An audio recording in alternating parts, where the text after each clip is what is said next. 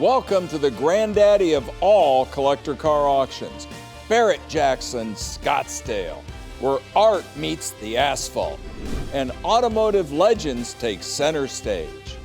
We have some of the most coveted cars on the planet, from classic muscle to modern marvels, historic horsepower to award-winning customs, and 100% of them are selling at no reserve, which means anything can happen. The passion, the power. This is Barrett-Jackson Scottsdale. 37 hours of live TV, 2,000 cars, and it all starts right now on FYI.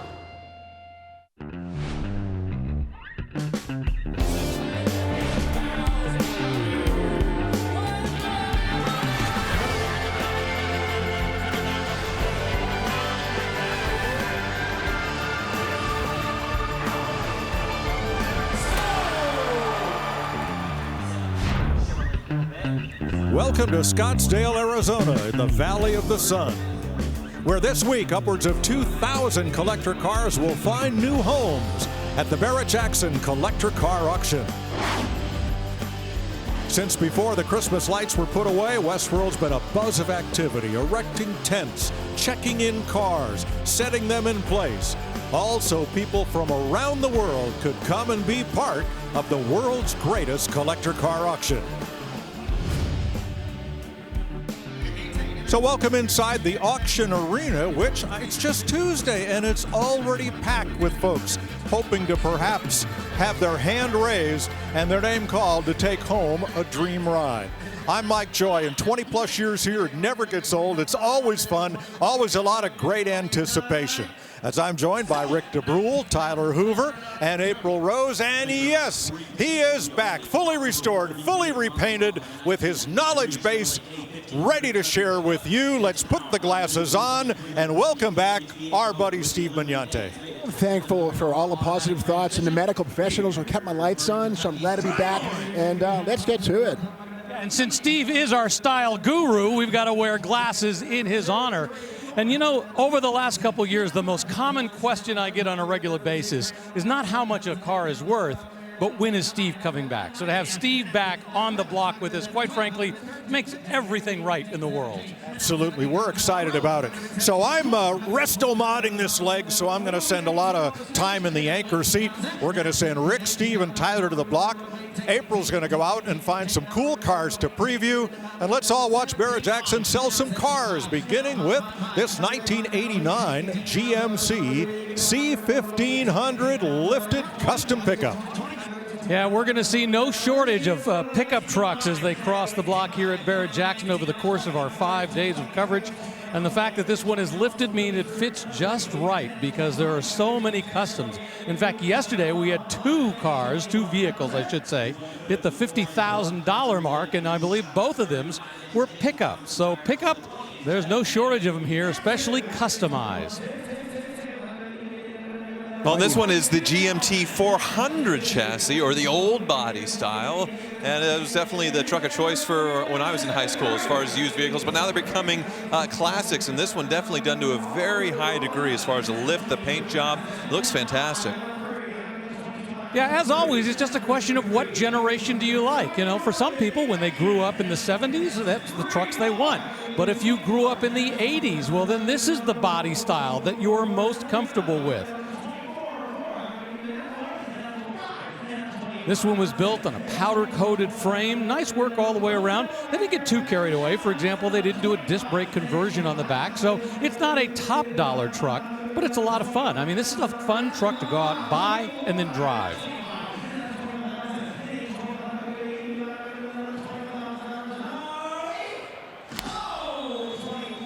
At $24,500, that truck eclipses a $22,000 Triumph TR6 as the top sale of the day so far. But we are just getting started as we move on to this 2006 Jeep Wrangler. So this is sort of the end of the line of the classic Jeep Wrangler for many people. The last year of that 4-liter inline six and sort of the smaller Jeep And so enthusiasts really still favor these when it comes to off-roading because it's not oversized. It doesn't have that wheezy minivan engine that came after that. And obviously that classic Jeep looks in the front. Light lift kit, I can see a steering stabilizer there to help prevent wobble with the larger wheels and tires up front, disc brakes up front, Dana 20 front axle. Yeah, and to Tyler's point, I mean, this is the generation of the TJ that ran from 1997 all the way up through 2006. But this is the end of that line, a 2006 Jeep Wrangler. So once again, if you were one of those people who grew up in this era, this is the one you're most comfortable with. And right now, only $9,000 bid, which is a pretty good deal. Well, there's a reason for that, Rick, and that is the vehicle history report. An accident in 2007, a front-end collision with disabling damage.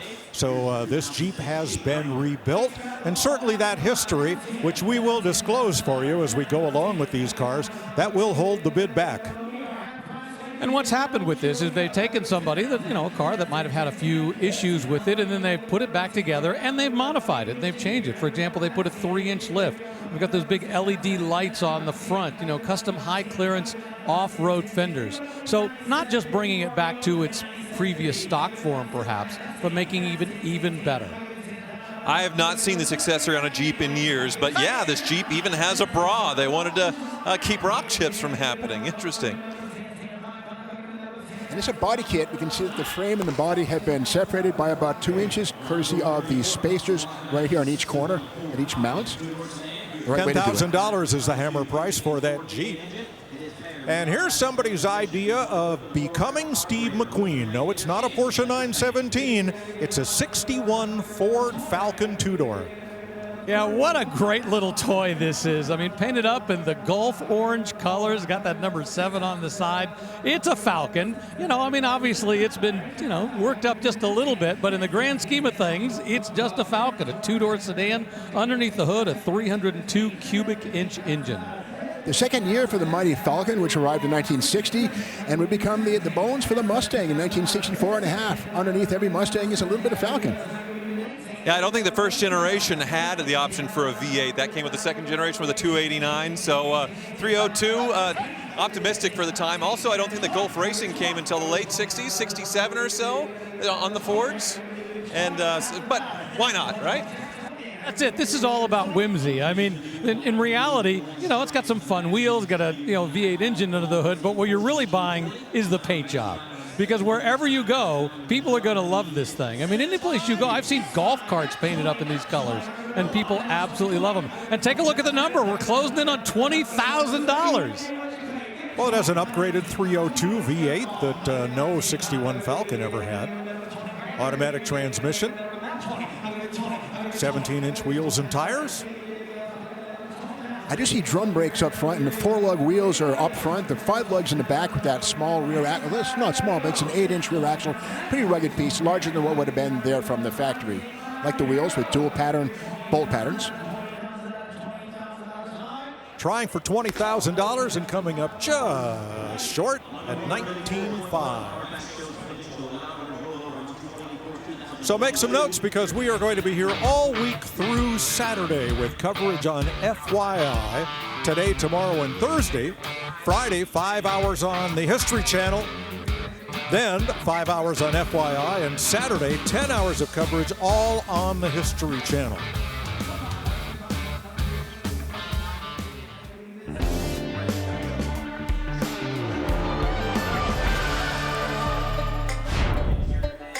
Welcome back to Scottsdale, where a 65 Chevy Corvair Monza Coupe just sold for a very reasonable $8,700. And as a 1978 Ford F-150 pickup rolls to the block, here's Rick. Well, let's check in with the CEO of Barrett-Jackson, Craig Jackson. And, well, you've been looking forward to this event for a long time, not just because it's the January event, but with the return of Steve Magnante. Absolutely. In his honor, I'll wear his glasses. We, when he first got sick, the community came together to try to get his YouTube channel going, but we're glad to have him back here on the block live at Barrett-Jackson. And doing it at Scottsdale in January is really the perfect place and the perfect time. It is, and we missed him, and everybody said they wanted to see Mags back, and here he is. All right, now let's talk about this event. Almost 2,000 cars, and boy, what a dock. It's a great selection. I've had a lot of people look at the cars, and just the depth of the quality of cars, from great muscle cars that is our normal, a lot of great resto mods, but the Ford GTs that we have, 05s, 06s, prototypes. I was going to say, talk about that prototype. The prototype, I love prototypes, you know. The days of them all getting crushed aren't apparently over either. So that car was built in 15 for 17 and was still being used until 19.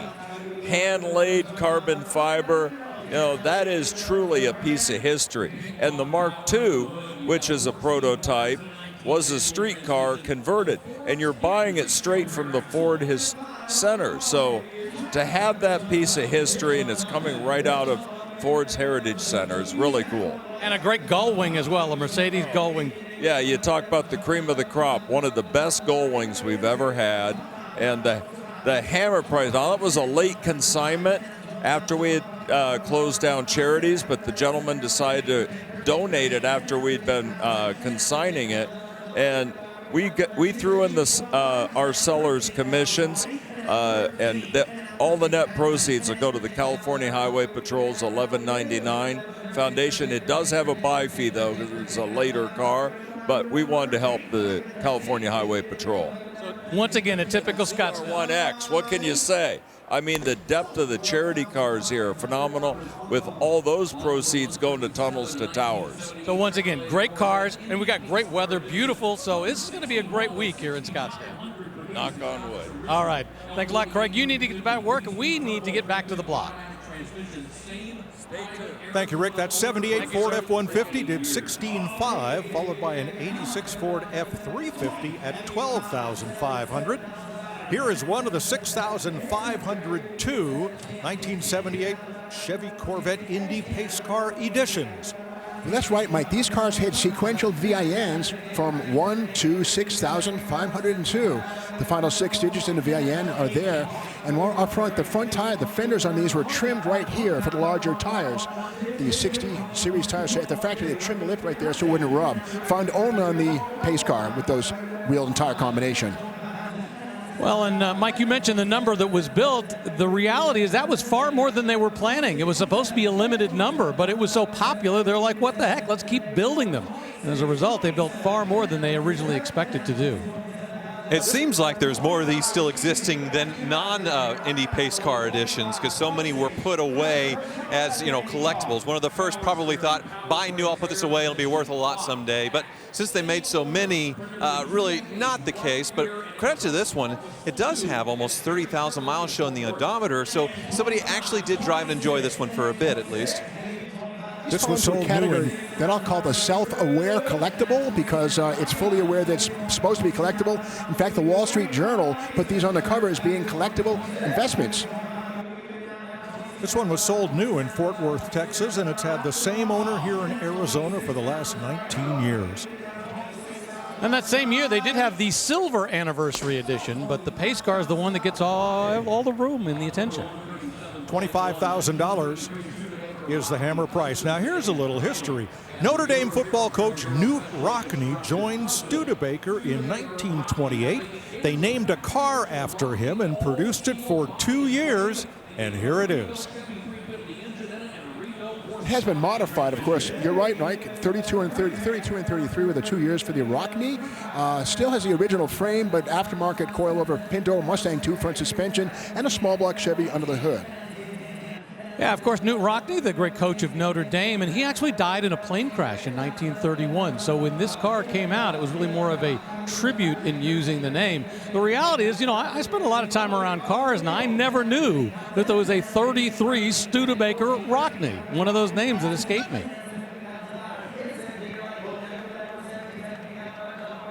Fun front fenders are fiberglass, but the hood, the doors, and the rear fenders, and the most of the body is steel. It's a 4-door sedan. You can open the doors suicide style. And nice work with the chop on the top. No surgery scars showing. Nice work. You know, it's funny because we sometimes talk about, okay, you know, if it's a hot rod Chevy, we want to see a Chevy crate engine. If it's a hot rod Ford, maybe a Coyote. Kind of hard to get a modern Studebaker engine and stick it in there. So going with a 350 is a pretty reasonable thing to do. If you wanted to be a purist, there was a Studebaker 289 you could put in there if you wanted. Maybe a Packard supercharged R2 motor from an Avanti. If you really wanted to go all the way, you could do that. Driven just 500 miles since its completion. A lot of fun here. I mean, you know, it's got the flames coming up, little Von Dutch pinstriping in the back. It's an older hot rod. This is a driver quality car. But boy, when you go to a car show, I guarantee you're going to be the only newt there. Sold to a phone bidder for $25,000 plus the buyer's premium. Now, here's a car I love because I'll bet you've never seen one. Noted customizer Gene Winfield designed the Mirage built on a 1976 Cadillac. And what would you build if you wanted a caddy, but you had to haul stuff in the back? You'd make this. There were 200 of them. Cadillac did not build these, but they did sell them. They were sold through the Cadillac dealer network. So the fact that Gene Winfield, who's really one of the great automotive customizers and designers, built this and, you know, made it available to Cadillac customers is really a fun bit of whimsy. And this car began its retail life by being delivered to Brooks Cadillac of Scottsdale, Arizona, right here in Scottsdale. So that's where it first was touched on and was modified into what we see here, basically a cowboy Cadillac pickup truck. It's very interesting that the vinyl roof goes all the way back into the truck bed as far as that vinyl soft trim going all the way. Definitely raised up in the bed, but it makes sense they would start with a Fleetwood or a Coupe de Ville because these were rear-wheel drive cars from the factory, more like a truck, a little more heavy duty. So I imagine it had a pretty good payload capacity.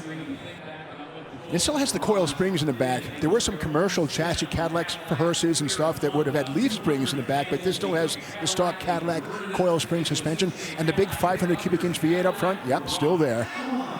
And look at the seats in these things. It's what you'd find in Grandma's living room in 1976. I mean, you want all of your luxury and you still got a haul. I'd say that'd be pretty comfy right there.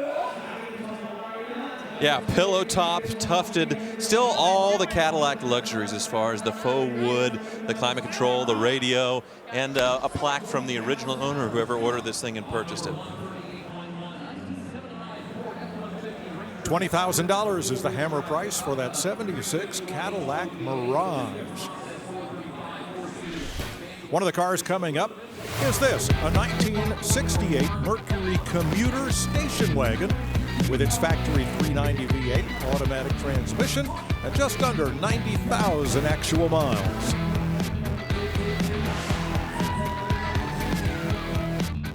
The Barrett-Jackson Scottsdale festivities kicked off in grand fashion Friday with the annual Rock the Block concert.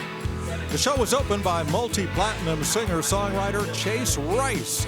He was followed by the headliner, country music superstar Cole Swindell, who played a selection of country anthems and fan favorites, including She Had Me at Heads Carolina, Chillin' It, and Flatliner. A very special way to kick off a great week here at Barrett-Jackson. Wow, here's a sharp, customized 85 El Camino. Tell you what, one of the nicest car, truck, whatever you want to call it, that I've seen cross the block today. It's got a Grand National hood. It's got the Buick vents. Really nice. $27,000 the sale price. While we were away, a beautifully restored 1939 Chevrolet pickup sold for $39,000. Here's a look at the last three sales.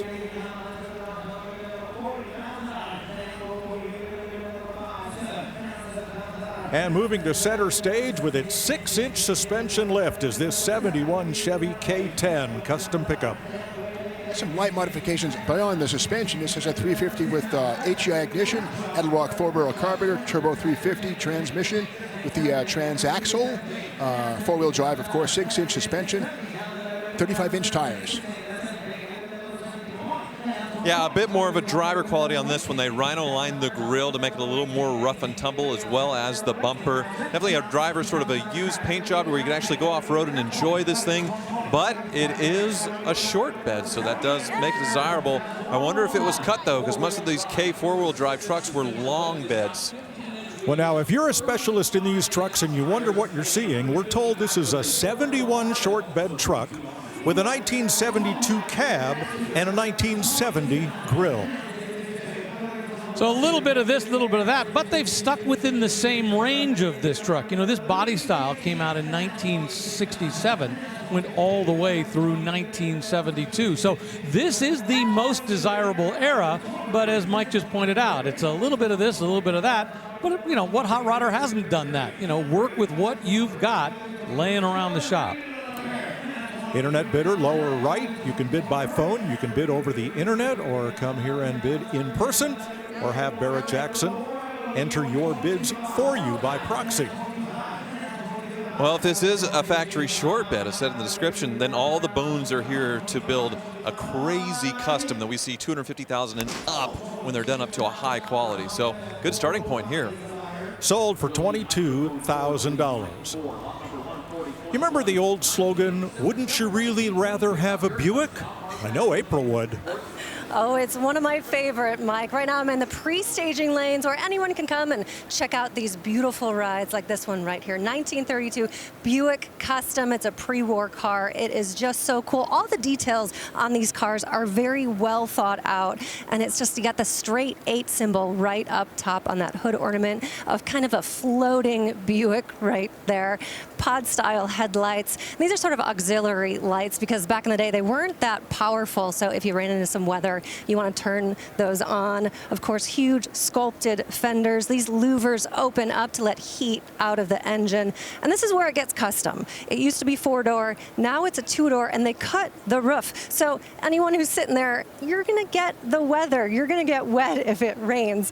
And here, this is a really cool accessory. There's a fan right there that you would have got back in the day. I guess that's kind of like your air conditioning. And these right here, these pulls, would have been used back when it was a 4-door to kind of help pull yourself in. That's kind of like a grab bar, I would say. Now, here's the fun part. There's a compartment down here, if I can open, for golf clubs. Now, my bag and modern bags are huge, so I don't know if they would fit in here, but back in the day, they were very small, and you sort of have a liquor cabinet back too. I mean, man, I feel like I could live out of this. And speaking of that, here's your storage, here's your closet.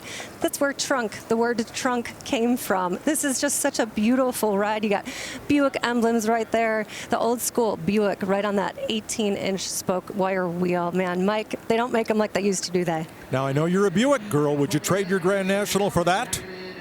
Don't get crazy. Okay. Back to the block. This Chevrolet K20 pickup has had 2 accidents, but it has been completely rebuilt, and it finds a new home for $20,000 plus buyer's premium. 1969 Volkswagen Kubelwagen Recreation. Well, recreation is the word. Of course, they built about 50,000 Kubelwagens during World War II for the military effort in Germany. They were based on what became, of course, the Volkswagen that we know today, designed by Ferdinand Porsche, so it's got the heritage. This particular one is a modern recreation of that, of course, built on a Volkswagen chassis. When you look up front, you can see that Volkswagen suspension. It's got a slightly bigger motor, and it's done up to look like one that would have been used during the African campaign. So this would have been used in North Africa. This is not a reconfigured Volkswagen thing, so I have to say these are probably fabricated components on the doors, and the fenders are probably fiberglass. No, they're metal, so nice to see not fiberglass but metal construction. Yeah, when you see this driving by, your first thought is, oh, it's a VW thing, but this is not. I mean, it has a little bit of that same kind of corrugated look on the side.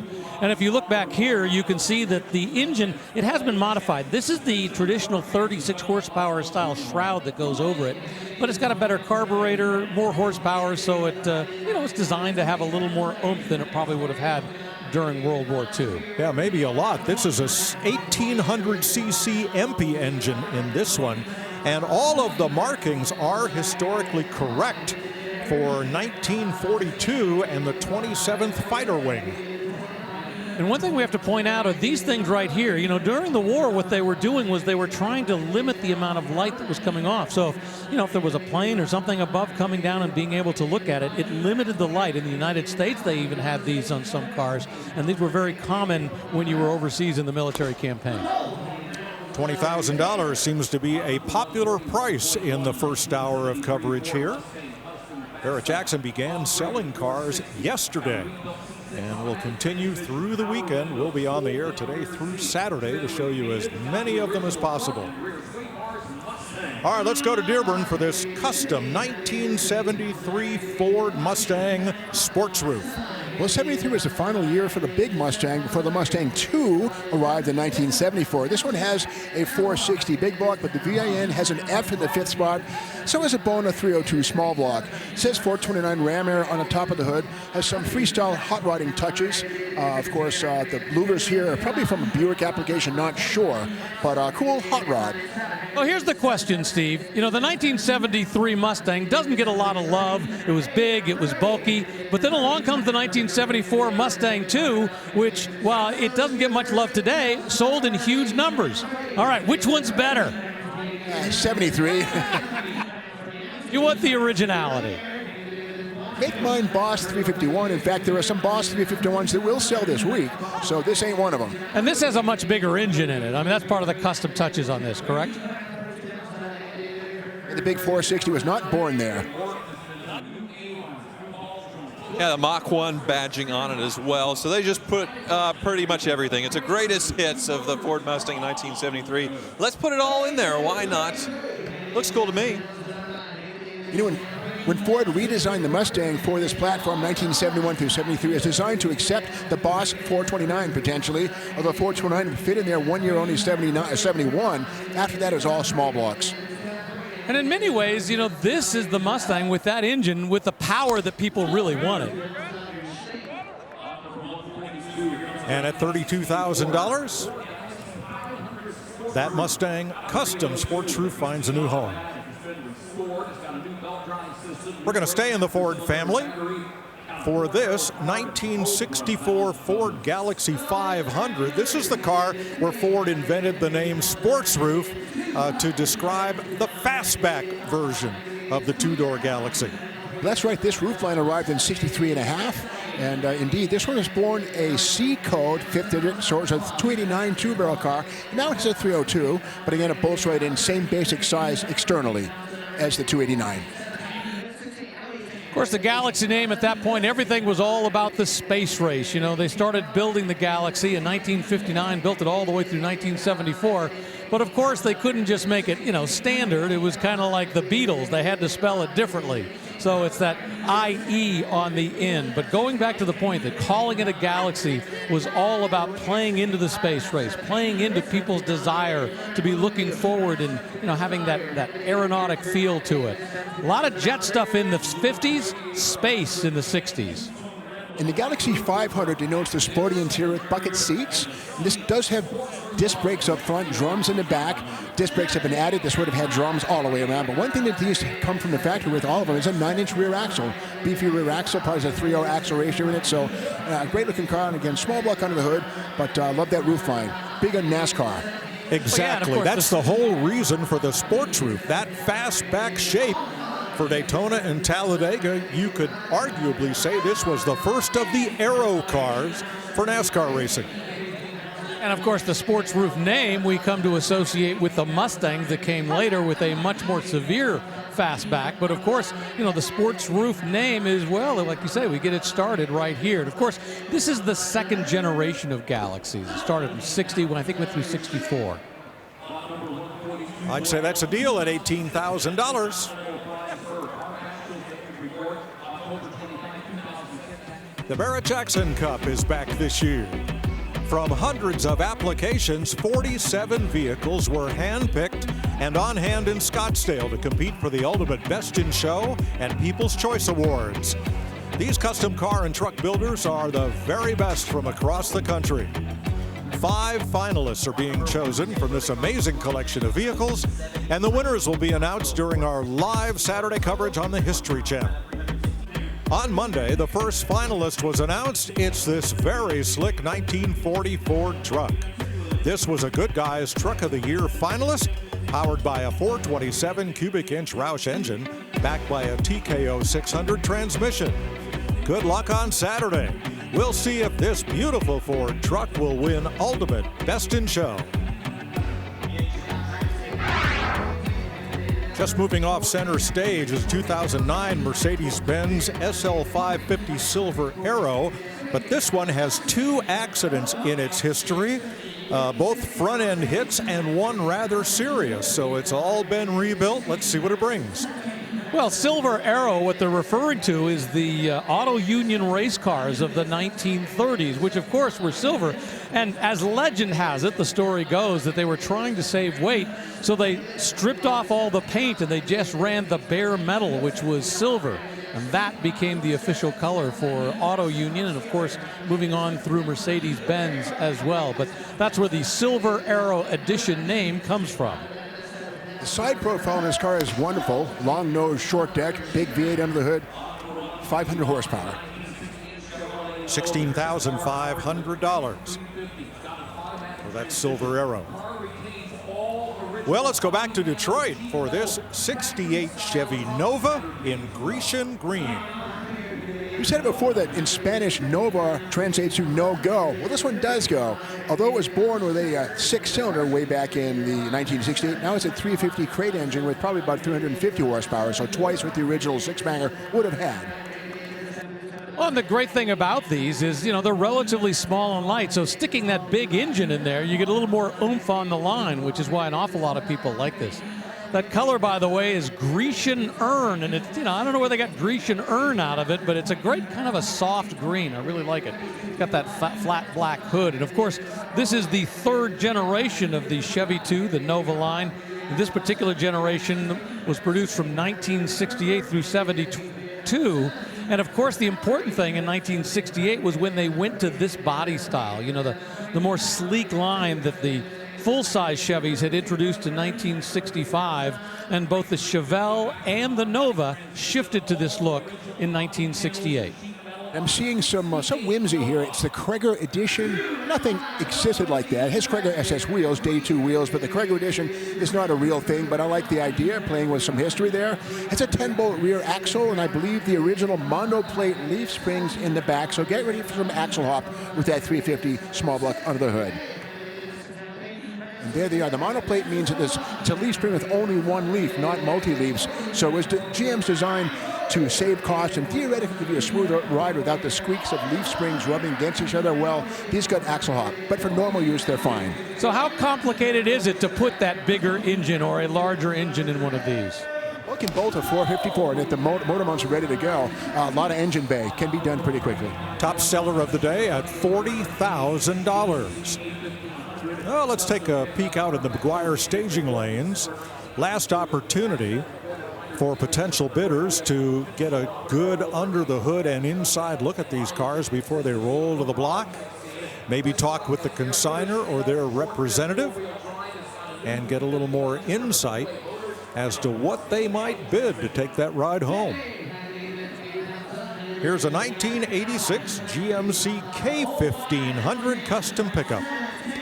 Well, this one has the solid front axle. You got to remember, in 1988, the GMT 400 would arrive with independent front suspension torsion bars, but this is the last of the family with the solid axle and leaf springs up front.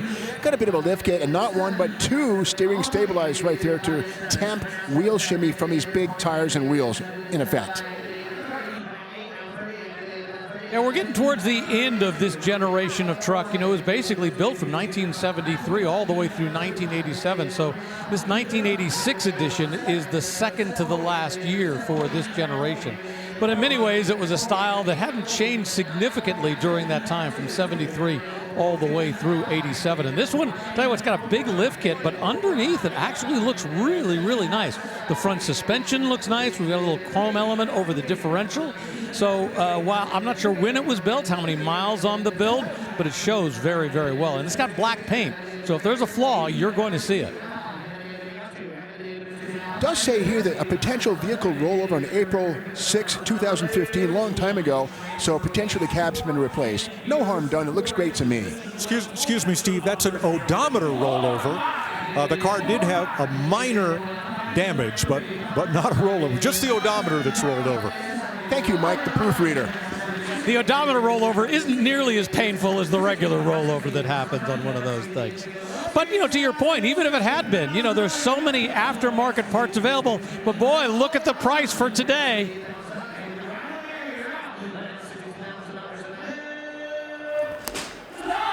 $60,000 for that 86 custom pickup. Becomes the high sale of the day by a very wide margin. You can look at all the cars on the docket, see when they're coming up, and see what cars sold for by visiting Barrett-Jackson.com. 1997 Ford F-250 XLT Super Cab. Ford made big waves in 1966 with their twin I-beam front suspension on their two-wheel drive trucks. Well, later in the 1980s, you get twin traction beam, which is a centrally articulated front axle, but it does have front-wheel drive, so four-wheel drive. But again, you can see the axle has a pivot point in the middle, so it's a better ride than a beam axle would have been, and also leaf springs on these things too. So it's pretty good for towing as well, or plowing as good as four-wheeling, off-roading. Oh, this is a big guy, big F-250, not just a 150. It is the 9th generation of the F-Series, that goes back a long, long way. Now, this particular one is the XLT designation, so it was really a midline truck when it was sold brand new. Back then, you could get the XL, the XL Base, the XLT. You could work your way up to the Lariat as well. So, this is an XLT, good mid-range, but I tell you what, up here on the block, it shows almost like it's a brand new truck. Well, it's pretty close, Rick. They're claiming 30,000 actual miles on this pickup. To me, the big deal is under the hood. It has a 460, which is a very unusual engine for 1997. Kind of near the end, I think 1998 or so, the V10 took over for the 460. But again, the big 460 fuel-gulping V8 under the hood of this one here.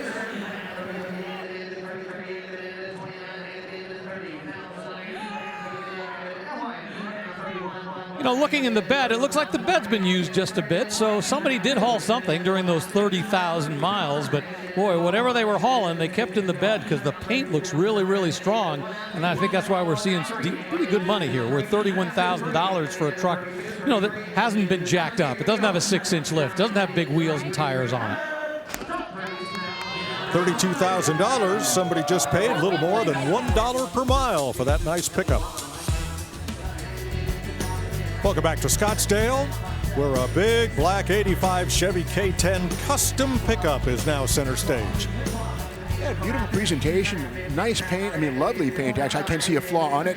Small block Chevy under the hood. Interesting choice of colors. The block and the heads are green to contrast nicely with the black underhood area.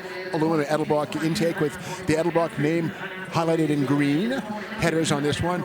Massive lift kit. Yeah, indeed, a big 6-inch lift. You see it right there. Big tires, massively off the ground. The consignor's pointing out one other thing. Take a look at the body. Brand new black paint. I don't know if you've priced a paint job lately, but the price of paint is not cheap.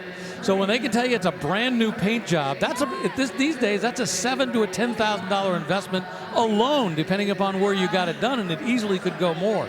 So if you're looking at a brand new paint job, that's a lot of money you're going to have to spend if you buy this. You want to leave it like it is? Great. Want to modify it to the next level? Great. But you got a nice starting point with this brand new paint. And there's a lot of people will put a spaceship between the axle and a leaf spring, but on this one here, the leaf springs themselves have an arch to them, a massive arch. So there's no plate between the axle itself and the leaf, so there's no blocks. But again, those springs have a major arch baked into them. That's how to do it. All right, so here's the question. How effective are those leaf springs when it's arched up like that? You get your body clearance, but they're stiffer than heck for sure. A lot of work has been done to the suspension. You've got the steering assist up front. A lot of work. It's still running on drum brakes in the back. But boy, you look at everything that's been done to this, and it's a 1985 Chevy. And I always go back to, what generation truck do you want? And for a lot of folks, it's what they grew up with, or what their father had when they were a kid. So if your dad or your family had one of these, this is the way to go. Nice way to get into this without breaking the bank. $32,000 for that big bad pickup. Now, moments ago, the 68 Mercury commuter wagon that we previewed with its 390 automatic 3-row car with new paint and new interior, rear-facing jump seat, 89,000 miles. Across the block for a very reasonable $18,000. Now, if you'd like to test your collector car knowledge and maybe win a great prize in the process, play our fantasy bid brought to you by Dodge. Go to promo.barrettjacksonfantasybid.com to register and play. And you'll try to predict the winning bid of select cars that'll cross the block this Saturday, January 24th. The overall winner at the end of all 4 of this year's Barrett-Jackson auctions gets the grand prize, a 2026 Dodge Charger Scat Pack Plus. And if you're really on your game and can predict the exact final bid of all 12 fantasy bid vehicles, you'll win $100,000. It's the perfect 12 jackpot. So make sure you register to play. Terms and conditions apply. You must be 18. Visit promo.barrettjacksonfantasybid.com for official rules. We're going to drop the top for this 2011 Mercedes-Benz SL500 Night Edition. Yeah, Night Edition is the important part about that. They only made about 100 of the Night Editions in the 2011 model year for the United States. And that color, by the way, that's Designo Magno Black, which is a satin finish on this. And one of the great things about this has what's called the air scarf system, little fans in the back of the headrest that can blow warm air on you on those cold nights. A moderate damage accident has been on the vehicle history report for this one, so that may hold the bid back, currently at $22,000. And that'll wrap up our first hour of coverage here on FYI, but we're just getting started this Tuesday here in Scottsdale with 4 more hours to go.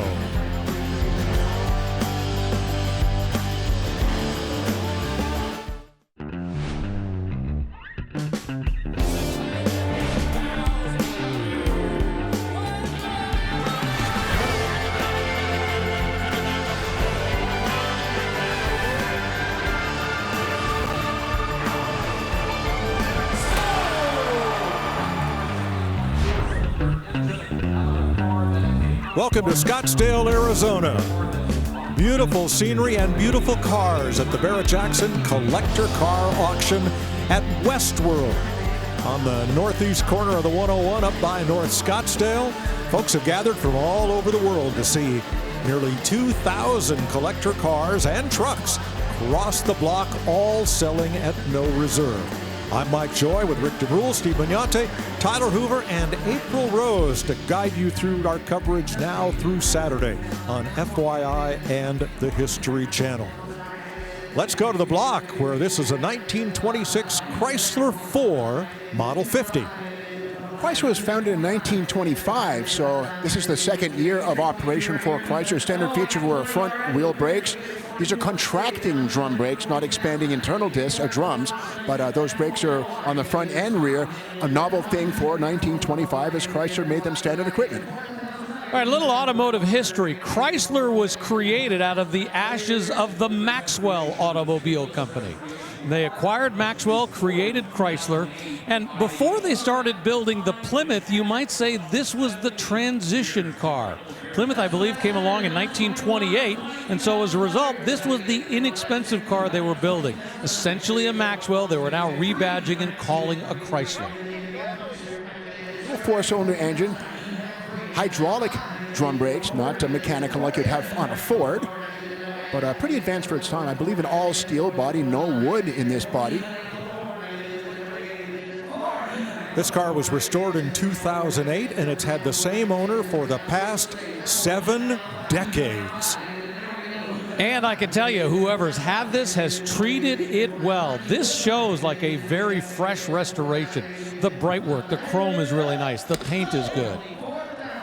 $24,000 is the hammer price, and here's Tyler. Well, I'm standing next to a pair of what is probably one of my favorite pace car liveries here. The 1993 Indy 500 pace truck and pace car. They're selling separately, but you could buy them together. And I love them because they're just so wild with the spec as far as the stripes and everything.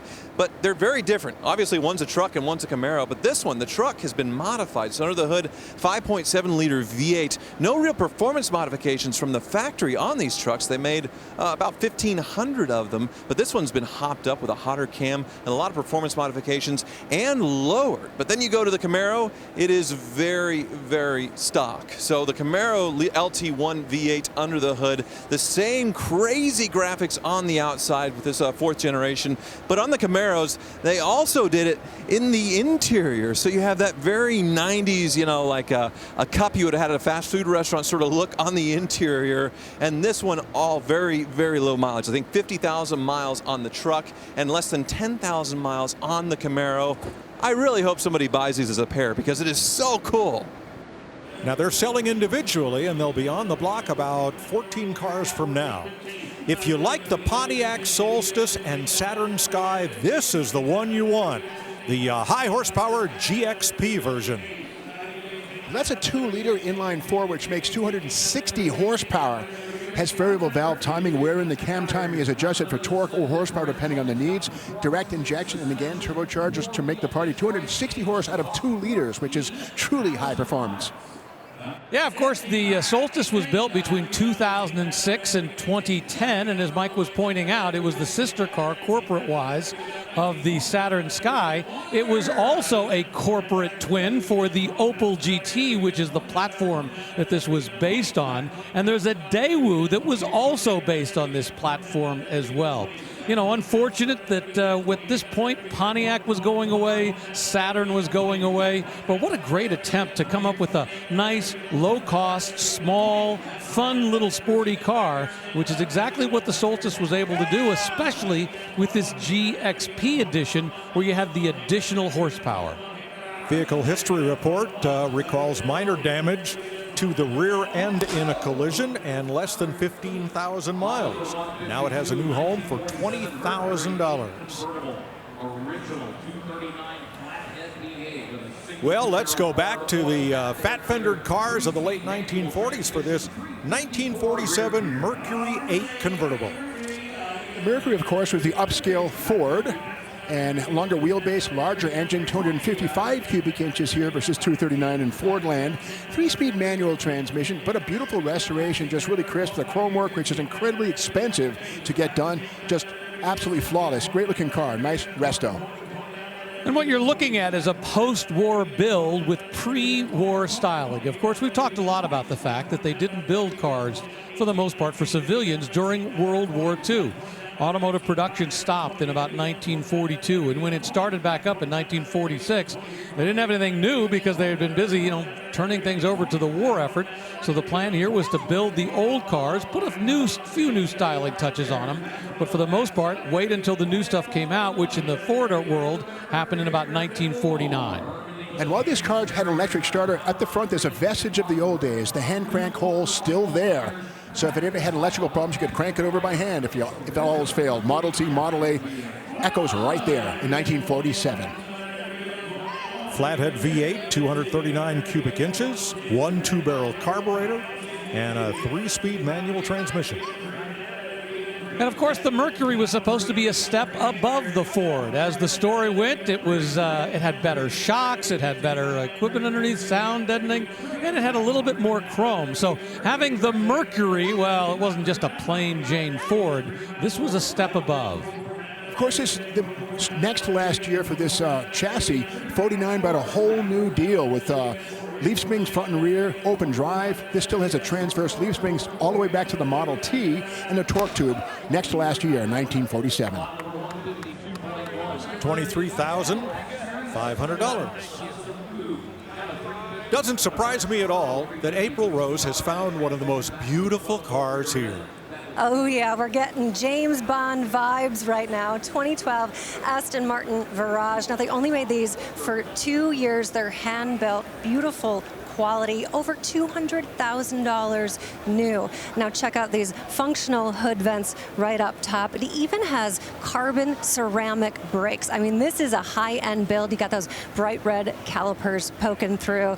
And I gotta show you this. This is so neat. Okay, inset door handles, because aerodynamics is what it's all about. I'm sort of gonna press that with my microphone, but these doors open up at an upward angle, so you don't hit any curbs. I mean, this design is just absolutely wild. It's beautiful. You got Bang & Olufsen speakers in here, all hand-stitched leather, touch push button gear selectors, and check out this key, crystal key, very fancy. I love this car. Now, the power, the heart, is a naturally aspirated V12, getting you 490 horsepower. It's power the old school way, no turbos here.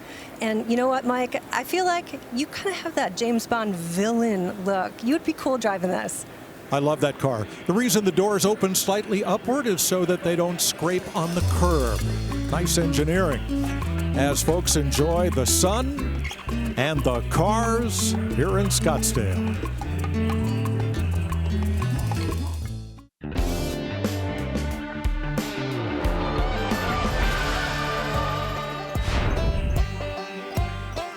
Welcome back to Scottsdale. That is at the far end, past the vendor area where cars are kept inside in climate-controlled comfort, where everybody can view them both before and after they cross the auction block, which is currently occupied by a 67 Buick Riviera with only 52,000 miles. Boy, what a great car this is. The body shows beautiful, and this is the last year of this body style. Remember, in 1968, things changed very significantly in the Riviera world. $25,000 plus buyer's premium takes that one home. All right, here's one Rick's been waiting for, a 64 Volkswagen Karmann Ghia custom convertible. Yeah, I've got a soft spot for all Volkswagens. Our family went through a whole series of them, except we never had a Karmann Ghia. And of course, we never had a Karmann Ghia that would have looked like this, because this one has been pretty heavily modified. Not only does it have a much bigger engine, but when you look up front, the first thing you're going to see is, wait a minute, those headlights don't look right. That's because they're off a Mini Cooper. So, you know, different styling up front in terms of what a customizer's done, but they've done a nice job. And actually, to be honest with you, those headlights are much more functional than the originals. Nice craftsmanship, the merging of the new with the old, the fenders and stuff, the contours are really nicely merged. Of course, the Karmann Ghia was built in Osnabrück, Germany, not at Wolfsburg. The Osnabrück plant did just Karmann Ghias, slower pace of assembly, and the Karmann Ghia has a different deck lid. It has the same Volkswagen engine, however, the air cleaner is smaller and lower because of the deck lid on the Karmann Ghia is flat versus the Beetle's high back tail. Similar but different. Yeah, and there's a lot of people who think this body's design was stolen from the Chrysler Ghia, which was built, you know, in the mid-50s. They started building Karmann Ghias in 1955 and stretched this all the way through 1974. I'll tell you what, it's a really fun car, and the beauty of these is, you know, we've got those Volkswagen engines in the back. They're relatively indestructible. So you got a fun-looking car, easy to work on, fun performance. It's not a lot of horsepower, but just enough to get you going. But I think this one has like a 1900cc engine, so you get a lot more for this than you'd normally get. I see the tuned exhaust header at the back there, beautifully plated there, so it's sort of a shine, heat-treated. Like the muffler come out, it's going to be pretty loud, but good for performance. Karmann Ghia, of course, Ghia being the Italian design house, and the original Chrysler D'Elegance show car was the inspiration for this car right here. From Chrysler to Volkswagen, go figure. I mean, over the 20-year span, they built about 450,000 Karmann Ghias, and I think of those, about 80,000 or so were convertible. So there's plenty of them out there, and boy, I see some that are nice in stock, and that's great, but I think it's fun to have, you know, some few custom touches and take it to the next level, especially in the engine department. Nice to have, you know, horsepower to go with the looks. All right, bidder on the floor, and a bidder on the block, and a bidder on the phone. So we've gotten to $26,000. Note those MP style wheels.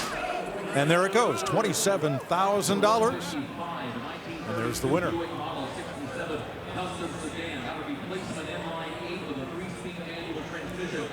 So here's the 1932 Buick Model 67 Custom Sedan that April will not trade her Buick Grand National for.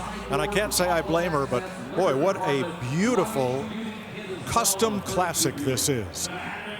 This is originally a four-door, but it's been modified sort of as a Landau town coupe, I suppose. Straight eight, of course. Buick was big with overhead valves, while most other manufacturers still had flathead, so advanced engine design courtesy of Buick. Yeah, this has a replacement engine in it, but if it's basically the same engine, it only would have had about 60 horsepower. But, you know, back then everything was about the gearing, and check this out. You know, this is officially what they would call, you know, the place for your golf clubs. But look at what we have right here. Just these little elements. Just something for a nice little drink, you know, carafe, a couple glasses. Just something to toast your day. It still has the mechanical brakes, so hydraulic brakes were not adopted by Buick for several more years after this 1932 was built. And the mechanical brakes have cables that are actuated by a bell crank that then extract pressure on the shoes that would then rub against the drums to create friction and slow the car. Mechanical brakes. You know, to the point Mike was making a little bit earlier, in 1932, Buick offered 18 different body styles that you could, you know, buy at one point or another, depending upon what you wanted. But what you did not have the opportunity to buy was this top right here, where it stops and there's nothing over the driver. Back then, everybody wanted, you know, some protection. But this is something somebody's done just to have a little bit of fun.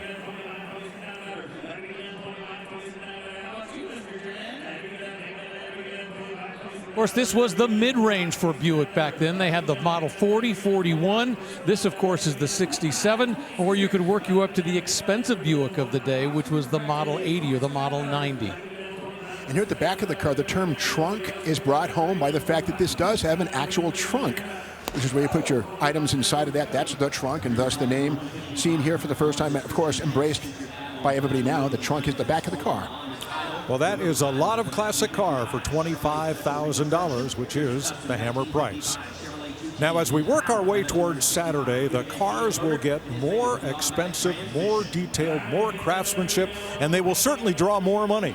Here is Barrett-Jackson Vice President of Consignment, Mike McCulloch, with a preview.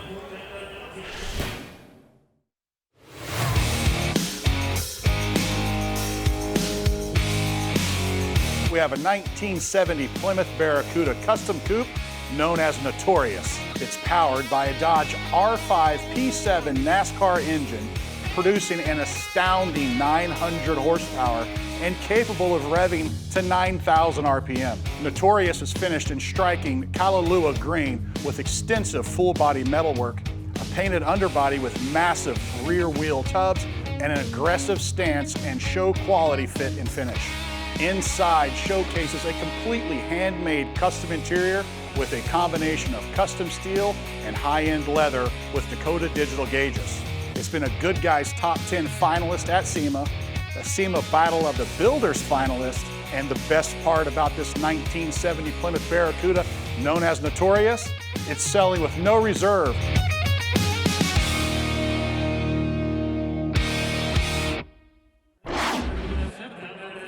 Can't wait for that one to cross the block here on Saturday on the History Channel.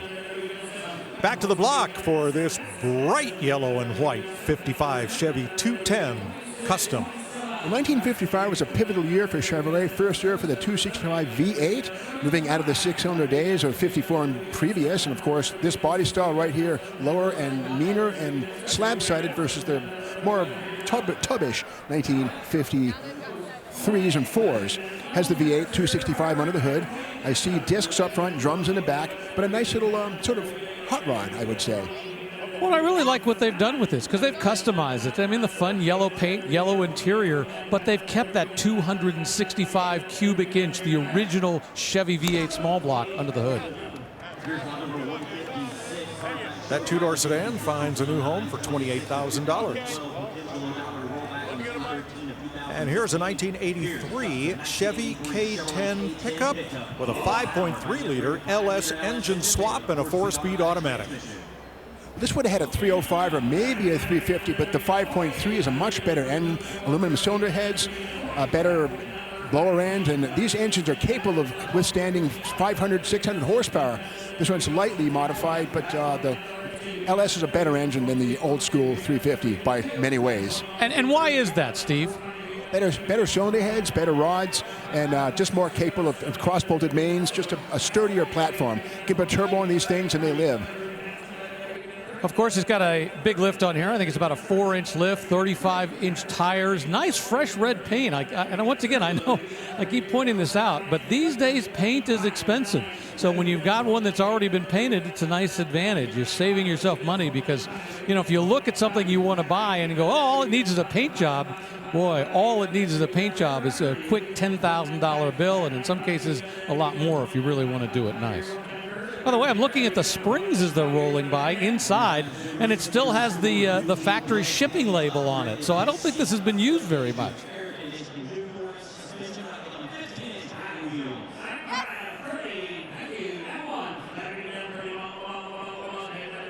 It's got spray-in bed liner. It's got a big toolbox in the back as well. The bright work is exactly the way it's supposed to be. So, I think this is a lot of fun for what you're buying for $30,000 for a 1983 pickup truck.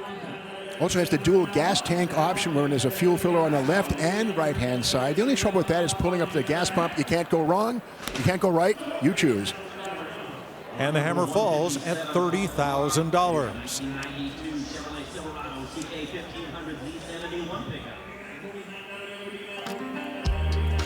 There's a nice set of trips or tri-power on that Chrysler Hemi. Sharp little pickup. Boy, lots of them here at Barrett-Jackson, where we'll show you the last 3 sales, including a 92 Chevy CK 1500 Z71 pickup for $49,000 and a bright blue 72 Dodge Demon for $21,500. Here's a 79 GMC 3500 with a big block and a big drop.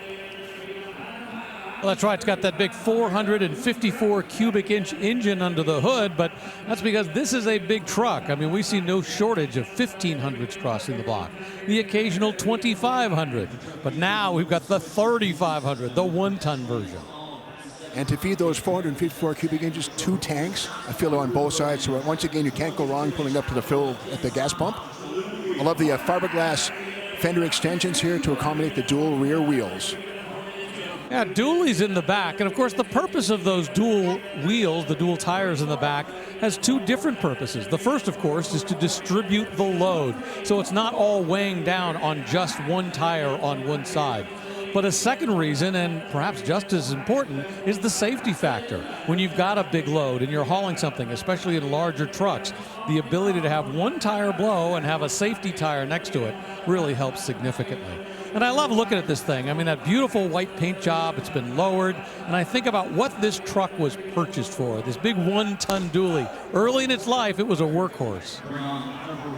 $24,000 for that big GMC dually. Tyler's going to show us some 4-wheel drive luxury.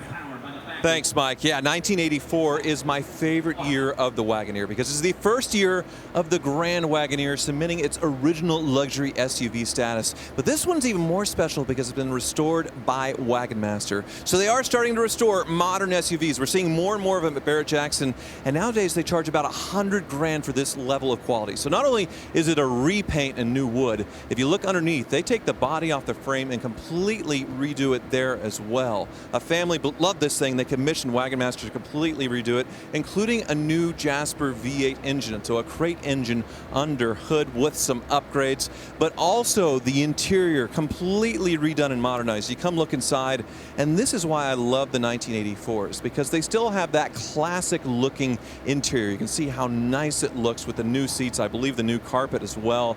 And as you get later into the Wagoneer generation, they upgraded the interior. It's a more modern plasticky dash, and it just doesn't look as cool as this. I think it's going to surprise people when it crosses the block because that Wagon Master name is pretty well known in the community that when they go through one of these, they are big, big deal. Yeah, these have been highly prized and very collectible. All right, back to the block for a 1980 Pontiac Firebird Trans Am in black with bronze accents. This one has a W code 301 4-barrel engine. Not a powerhouse, not a turbo, but again, certainly enough power to move it down the road. I see the shaker hood, which of course doesn't do anything except sell the heck out of Trans Ams. Blocked off, it's molded shut, but it wiggles with the engine, and that's half the battle right there. It looks very cool. Yeah, this car had a lot of style for its day, but to your point, not a lot of horsepower. I think this was like 160 horses or something, so not a lot. Second to the last year of this generation of the Firebird.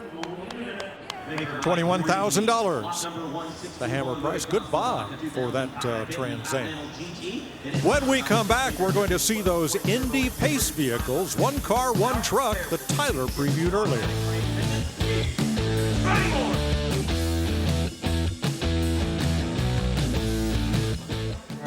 Welcome back to Barrett-Jackson Scottsdale, where all of these cars will cross the auction block here this week.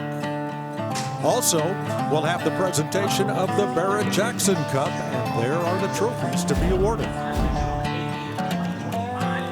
All right, as promised, it's pace car and truck time. Here's a 1993 Chevy C1500 Indy Pace Truck Edition. Tyler previewed this earlier. Yeah, and once again, this is not the pace car. We'll see that in just a moment. This was the pace truck, the pace truck edition, if you want to call it that came out in 1993. They only made about 1,500 of these, so it's a pretty rare bird. And it was pretty significantly more expensive than the base one. I think a base truck you could get for about $13,000.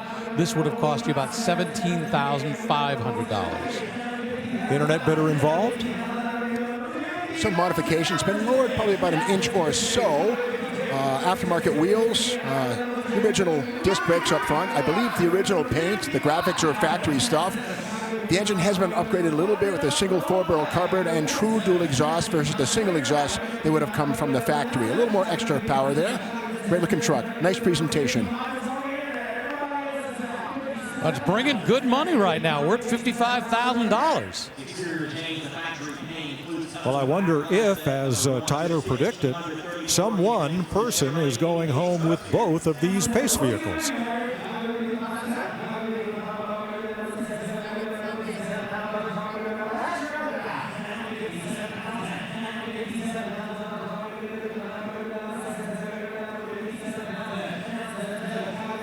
Yeah, it's got all those great 90s era graphics on the side. And once again, this was a commemorative edition for the 77th running of the Indy 500. $55,000 the hammer price, and that one sells over the internet. So here is its complement, also from 1993, the Chevy Camaro Z28 Indy Pace Car Edition, one of 645 built. This is the first year for the Camaro Gen 4. Plastic fenders, plastic doors, steel body, steel hood, but again, all new Gen 4 Camaro. And let's go back to 1993. The pole sitter that year was Arie Luyendyk. And by the way, Arie lives right here in the Valley. And we had a special dinner last night for some of the Barrett-Jackson folks. And Arie Luyendyk was one of the honored guests there. Had a great chance to talk with him last night. Now, he was just the pole sitter. Unfortunately, he wasn't able to win. But this is the car that he was going to follow around when he was taking those open laps, or a car like this. This was not the actual pace car. This is just a pace car edition. The winner that year was Emerson Fittipaldi. So Formula One, little touch right there. And then Rookie of the Year was Nigel Mansell. So another Formula One touch. But I love these 1990s graphics. And I think they only made just over 600 of these. Another big deal that came along in 1993 is the LT1 small block, the Tuneport 350 of 1992 gone. The LT1 much more potent, 275 net horsepower. Power was starting to come back in a big way. Note this car only has 5,200 actual miles. I'll tell you what, I think the graphics really complement the styling in this. You know, there's, as the next decade goes along, you know, the styling on both the Camaro and the Firebird going to get a little outrageous at a certain point in time. I love the clean styling for this generation. Well, they don't go to the same buyer, but somebody just got this Camaro for $20,000. There's the new owner. April? Hey, Mike, I'm in the pre-staging lanes right here. Anyone can come out and check out these rides like this 1966 VW bus, that first generation. I love it with the split window, the safari-style windows. That's your air conditioning right there. This one was actually optioned with more. You got a vent right under this lip to get air into the cabin. Maybe it's raining, there's weather. That is a great, rare option. I love the iconic V up front. Come on back. We got those Porsche-style twist wheels inside, modern bucket seats. And here's the thing, the speedometer goes up to 160 miles an hour. I don't know, maybe wishful thinking. Now, this one was born 13 windows, but you added the 21 all the way across for that scenic view. Very cool sunroof cut all the way out. Modern bucket seats back here. Now, here's the customization. This used to have barn doors. The consignor cut out each side. That would have been a flat, solid panel there. Easy access throughout. This is just one sweet ride. Now, Mike, they came out with the new electric VW bus. I kind of wish they had that old school first generation look with the V-style up front. What do you think about it? You know, I never liked these, and it's because on the 2-lane roads of New England, where I grew up and came of driving age, they were slug bugs. They were slow. They were in the way. So, sorry, not for me. I'd rather have something like this, a 94 GMC Sierra custom pickup. Yeah, a lot of modifications under the hood. This has the 5.3 LS with a supercharger for almost 1,000 horsepower. Crazy stuff. So big power rear-wheel drive, 4L60 automatic, fortified with a 3,500 RPM stall speed. And again, built to handle 1,000 horsepower so it won't blow up, hopefully. Yeah, your only problem with that 1,000 horsepower is hooking it up in the back end because you don't have any weight over those rear tires. So, yeah, it's got a lot of performance, but getting the tires to hook up, and they're not especially large underneath. $40,000 for that highly modified GMC Sierra custom pickup. If you want to see what's coming to the block or see the prices of the vehicles that have already sold, just visit Barrett-Jackson.com. So here's another GMC Sierra 1500 custom with similar upgrades, a 5.7-liter injected V8 with this one and an automatic transmission. Upgraded with brand new it's a 5/7 switch, lowering it switches the manufacturer. 5 inches front, 7 inches back, lower down, so it has a nice sleek and ready to pounce kind of a vibe. Yeah, we are living in the 90s right now. The last 3 vehicles to go across were all from the early 90s. Now we got a 1993 custom. And even the graphics on this, I think, kind of go back to a 1990s kind of vibe. So I like what they've done. The other interesting thing they've done is put in what they call a 5/7 lowering kit, where they've lowered the front by 5 inches and lowered the rear, lowered the front by 7 inches, lowered the rear by 5 inches. So it gives it a nice little rake. But, you know, the graphics kind of have that 90s vibe. The paint is nice. I think it's a great work with those LED taillights as well. You know, Rick, speaking of that paint, a company called House of Color will sell that paint in pint containers, not cheap, and then your professional painter will apply it with results like this. Nice metal flake in the purple. Yeah, and if you look at this, this is not a stripe that's been applied. This is painted in. When you put your finger over here, you're not feeling any differentiation when it goes from one color to the next. And there you see that metal flake that Steve was just talking about. Really nicely painted. I also like what they've done with the bumpers, where they've tucked the bumpers in, and they've done the same thing in the front. So an awful lot of work has gone into this. To be honest with you, at $22,000, I got to think this is a screaming deal for all the work it took to make this happen, and the money.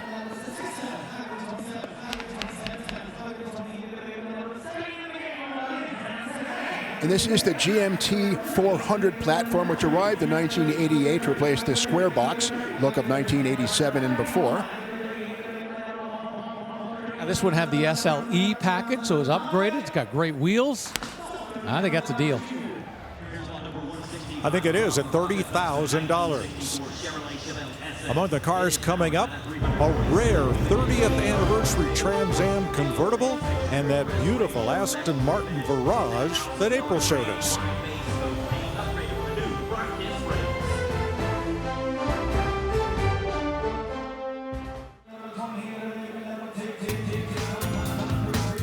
There are almost as many choices of Barrett-Jackson apparel as there are cars to be auctioned here this week.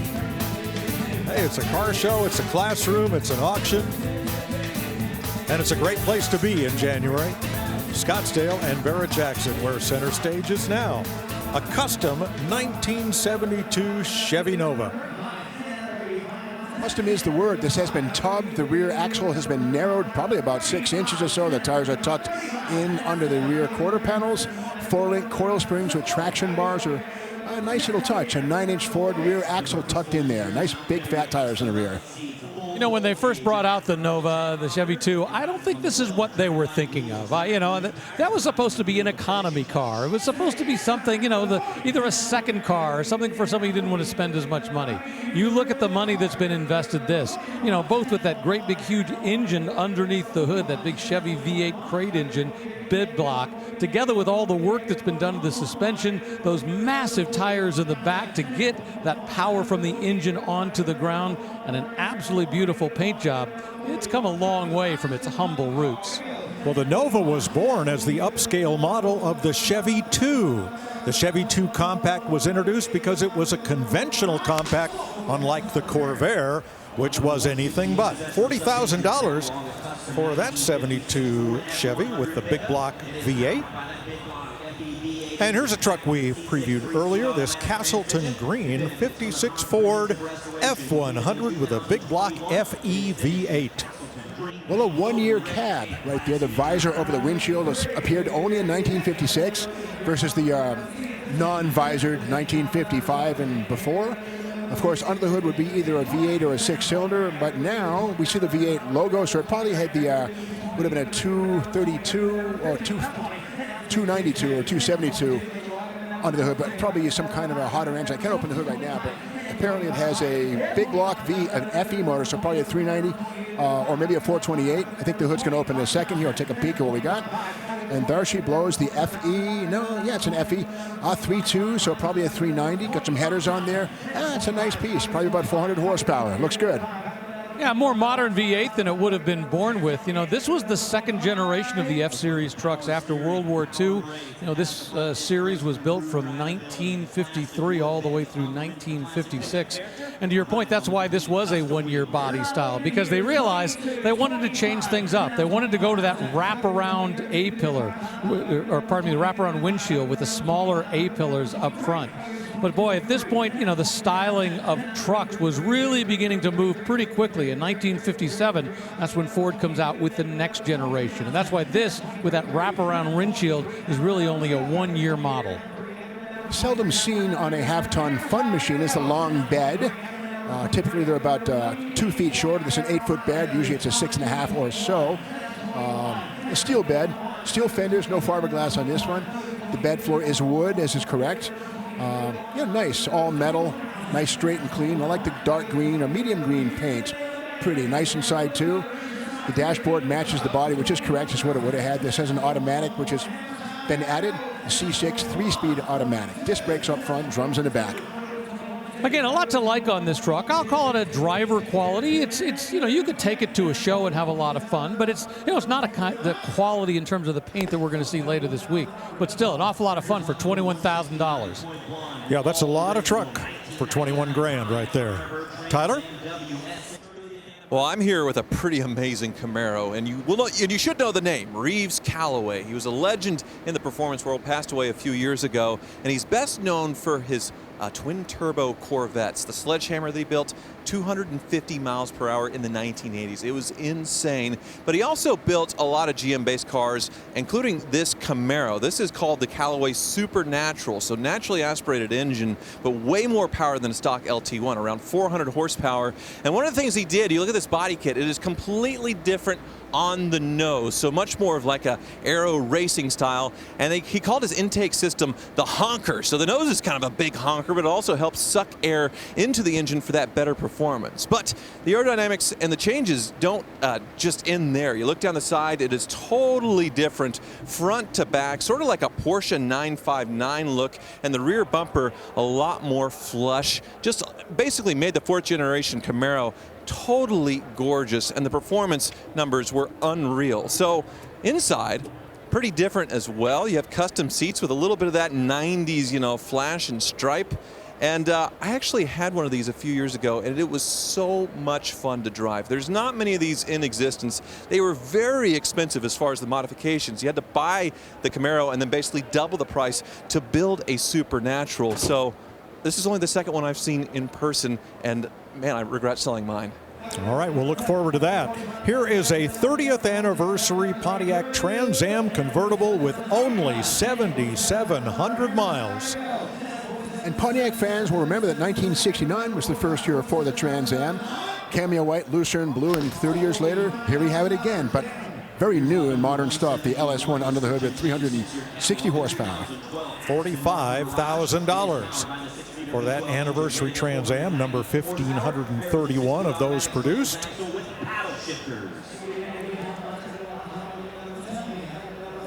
And here's this beautiful 2012 Aston Martin Virage that April showed us earlier. One of just 1,044 built and under 24,000 actual miles. Boy, what a great design. In fact, I remember reading an article that was talking about when the coupe version of this came out, was introduced, you know, a few years before this, that somebody sent an internal memo within one of the car companies and said, we might as well just stop building coupes because the body on this car, this Aston Martin, has pretty much nailed it. There's nothing else we can do to compete with this. I've always thought this is absolutely one of the most beautiful cars ever designed. And while there's no shortage of convertible versions of this car, to see it with the hard top, to see it with the solid roof, this is the way this car was designed to look.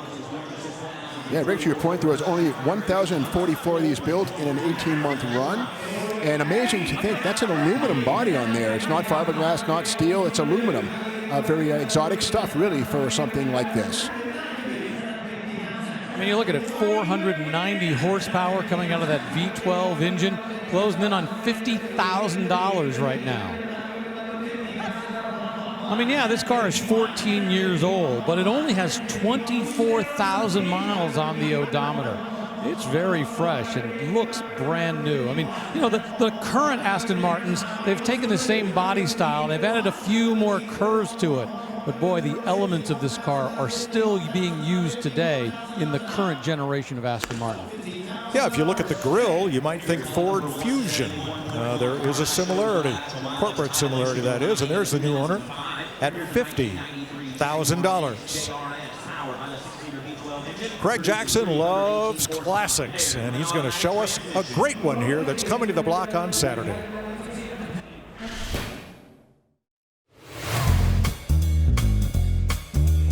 Gable 3, as this is called, is a custom 1951 XK120 SE, has had a concourse restoration completed in 2025. And it is powered by a 3.4-liter dual overhead cam inline 6, produces approximately 200 horsepower, and this was customized by renowned customizer John D. Agostino and stylist Woodrow Parker. Created this tribute to the actor Clark Gable, who ordered the very first Jaguar 120 to Hollywood, California. This had more than 2 years perfecting the bodywork and the fitment of the doors, the hood, the trunk to ensure the gaps on the car. And just look at it. It is spectacular workmanship all the way around on this car, and this paint really shows off the lines. An absolute gorgeous XK120 SE.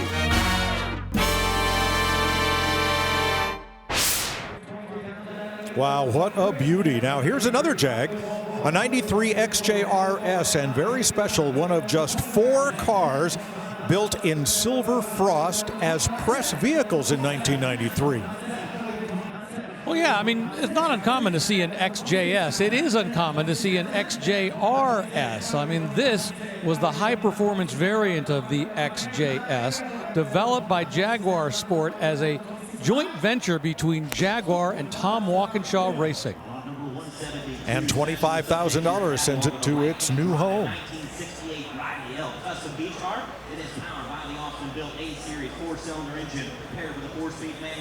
Now here's some Hagerty Fast Facts on our next vehicle, a 1968 Riley Elf customized beach car. Now the Elf was the upscale brand of what we knew as the Austin Mini, with a bespoke grille and headlight treatment. The Elf was launched in 1961, and the Riley brand was retired in 1969. So a front drive Austin Mini with a whole lot more luxury, and you see how this one, well, it's been decapitated and rebuilt as a beach car. There's your inline four driving the front wheels that Sir Alec Issigonis made famous as the Austin Mini.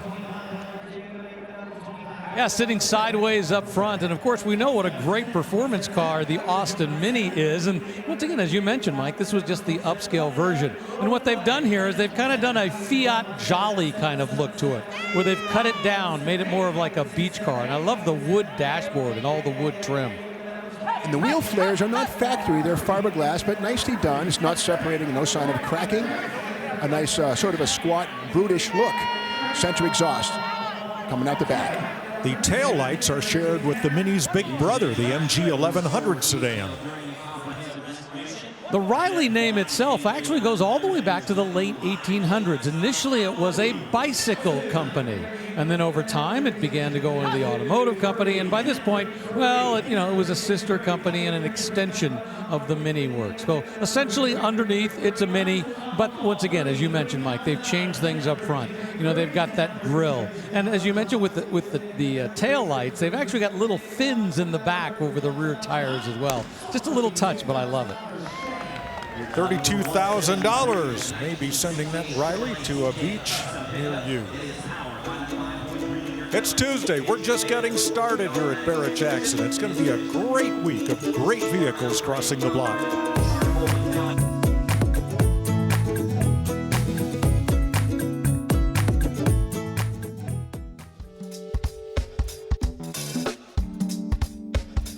Here's a very special Corvette. It was the first year of the C7, and you couldn't order this one, Rick. It was a car that dealers could get to show off all the options available on the then brand new Corvette C7. $65,000 and just 3,000 actual miles on that one. Very nice rare piece. Only 500 of those were built. Let's move on to this 1965 427 Cobra recreation. This is a fiberglass recreation by Contemporary Cobras. What I love about this one has a Ford FE big block with 482 cubic inches, which is a stroker kit added to a 427 cross-bolted engine. So it has a real FE motor, big block, which is a nice departure from the usual small block Chevy and small block Fords you see in these things. It's very pure. I like that. Yeah, no shortage of Cobra replicas that are out there. The question becomes, what are you going to do with it? How much fun are you going to have with it? In this case, normally what you'd see somebody put in there is a 427, and I should point out on the side of the car there is a 427 tag. But as Steve was mentioning, this has been stroked out to 482 cubic inches, I believe, pumping out 620 horsepower. So, this is taking the original concept of the Cobra and really running up to the next level. But a nice build, it looks nice, and the performance that they put under the hood, I think, really takes this to that next level. Well, something that no Cobra ever had was a manually shifted, clutchless Lentec AOD transmission. This engine has been dyno tested to 620 horsepower. So in other words, it's meant to live, and it's been proven to do what it's supposed to do. Fiberglass body. Nice thing about that is you can take it and drive it without really fear of getting dings and pits in your aluminum car. And again, probably a tenth of the price of a real 427 aluminum car from the time. I'm always intrigued when you'll be on one of those websites like Reddit or something, and somebody will post a picture of one of these and say, is this the real thing? And you're like, well, if it's driving on the street, the odds are no. I mean, you have to remember, there were only about 350 of these Cobras that were built, the 427s, back in those days. And that Cobra recreation ties for top seller of the day with that 2014 Corvette that preceded it across the block, both at $65,000. This 1961 Chevrolet C10 pickup has not been restored, but it does have a brand new 5.3-liter LS V8 and a 4L60 automatic transmission.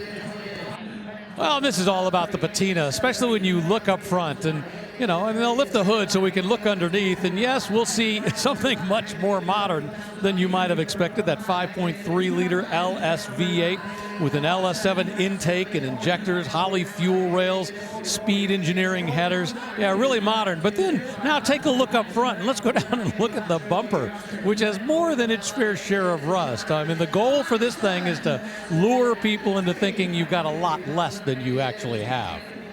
I like it with this. This actually participated in the 2023 Hot Rod Magazine Power Tour, and what basically that is, it's a cross-country car show. It goes about 500 miles per day, stops at a venue, there's a little party, and it moves on the next day to another venue.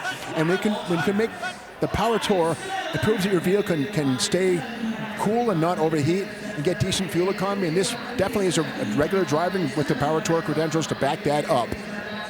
Well, and I just took a quick look underneath, and all the suspension and everything has been reworked as well, as you see underneath. I mean, this is not just where they've, dropped a big engine into the old car. What they've essentially done is put the old body on all this new work. And look at the raised bed and all this woodwork that's been put up. They've got tubs for the rear wheels as well. But once again, when you first see it, you're not thinking it's very much. Well, we saw beautifully restored trucks for half the price of this, $56,000, and it goes to a new home. We've had a 30th anniversary Trans Am. Coming up is a 10th anniversary version, this 1979, with a 403 V8 and 3-speed automatic trans.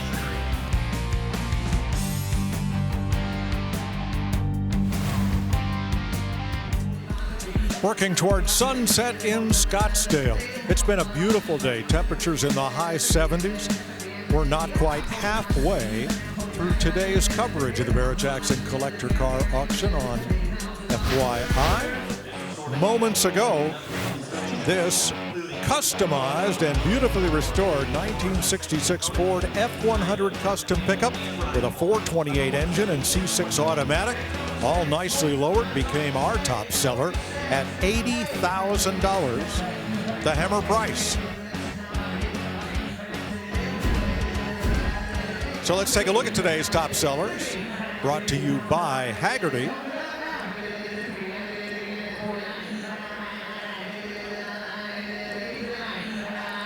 That F100 rocked the block at $80,000, and that is the top seller of the day and the auction so far. They started selling cars here yesterday and will continue through the weekend.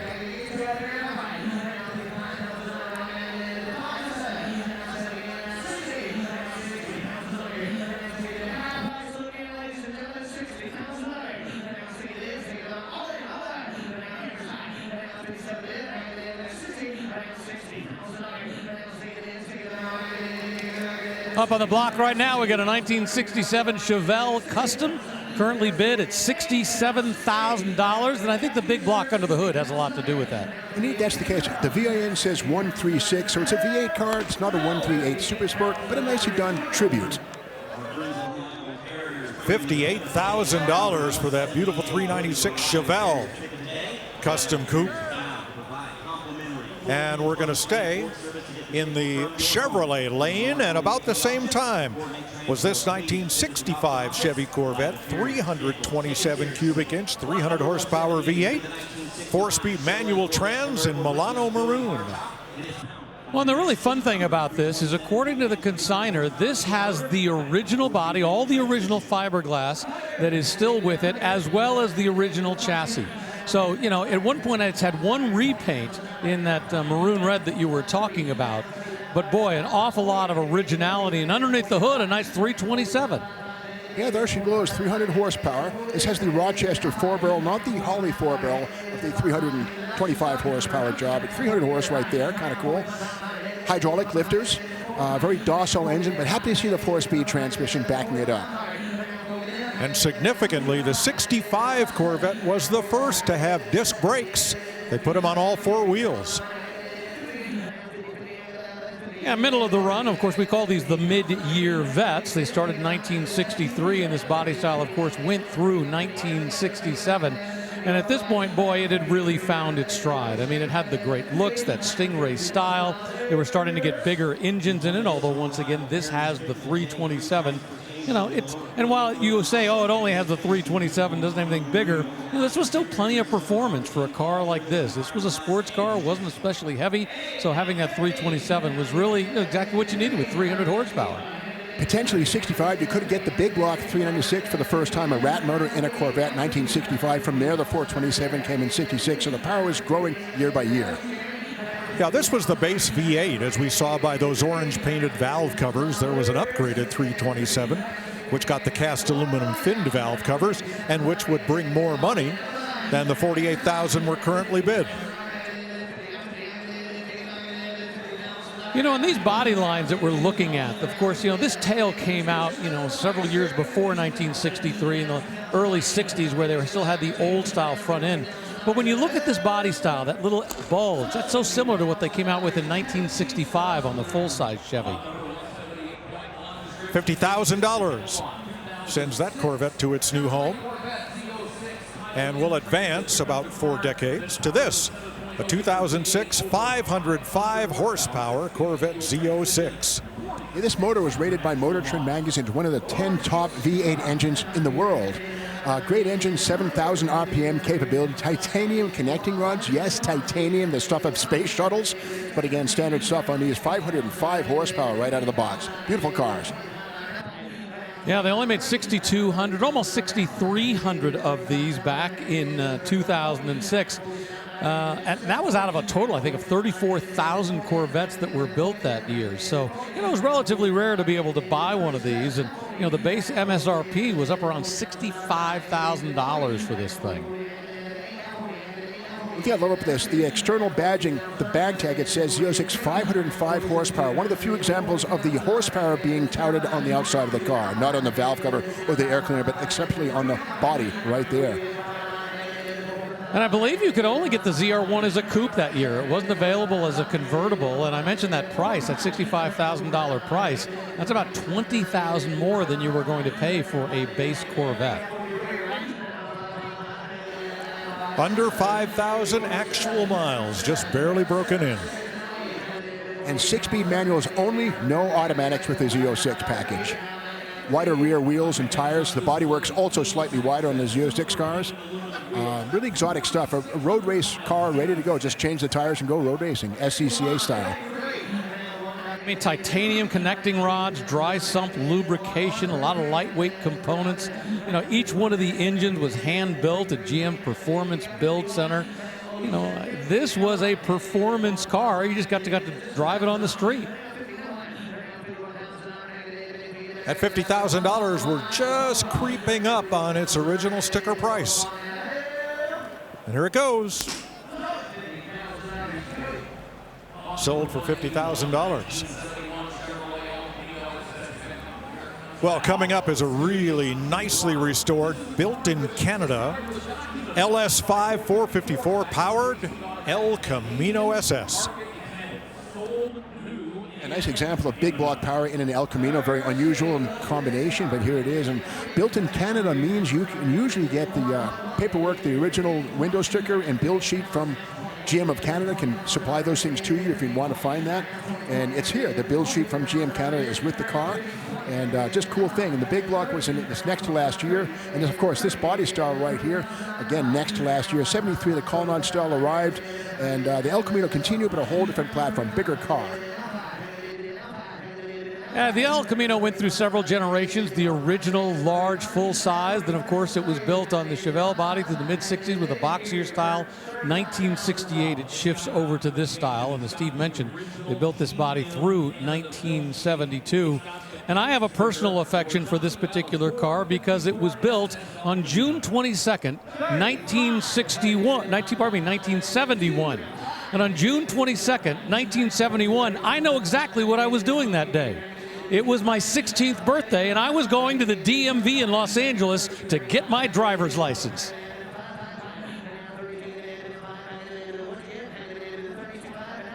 These cars have air shocks that are standard equipment on these things, and the air filler for the air shocks is located behind the fuel filler. And there should be a little nipple right there. It's got a cover on it, but the air shock filler right there, that's it right there. And air shock standard equipment on these. You get the air shocks on other Chevys, but this is standard equipment on the El Camino to bolster the suspension with a full load. Yeah, the idea being, if you were going to haul stuff around and you wanted a little more, stiffness on that load, that's why you had that, as opposed to a lot of people who were driving them around without anything. So the option of having a standard ride or that heavy-duty ride. Note that the wheels on this were shared with the Z28 Camaro, the only Camaro to get 15-inch wheels. They looked like a Krager SS or American Racing 200 SS aluminum alloy wheel, but they are steel and they are heavy. They look great, but for performance, you'd want something lighter. And the standard SS hood has the bulge on it. It says cowl induction because it is. Now, most people are used to the flapper here, but this does function. The air goes inside of here. The grill right there, it goes into a foam sealed air cleaner base and gets cool air courtesy of this cowl effect right here. And the flapper was seen in 70 and 71, but for this car, it does not have the flapper, but it is a functional cowl induction hood, a different version thereof. In the collector world, it's the 1970, which is considered the high water mark. But to be honest with you, 1971, the styling is almost the same. $40,000 for that El Camino SS. Now for something completely different. Here is the 66 Volkswagen Custom Microbus, upgraded to 21 window version that April previewed. Well, I'll tell you what, this is a pretty amazing piece of machinery, both from a mechanical perspective and a styling and finish perspective as well. Now, we see an awful lot of Brazilian buses. Steve Davis is talking about it. Well, he just finished. But we see an awful lot of Brazilian VW buses these days because they continued building this body style after they stopped shipping them to the United States and building them for the United States. But this is a real deal 1966 Volkswagen. Now, it has been customized, as you can see. Those are called semaphores. Those were the old style. They wouldn't have had them in 66, but they pop out, and they're mechanically actuated. There we go. We pop them up. Look at the seats that they put in. Very modern seats. They've added these windows, and while you can buy kits to do this, to add these windows, it's not a simple process. And the other thing we have to talk about, which is at the back of this car, is this significantly enlarged engine. I had a VW van back in the mid-70s, and going up a large hill with 40 horsepower was not an easy thing to do. So having a much bigger engine, having all this style is a really nice piece of equipment. Oh, look at the number on this.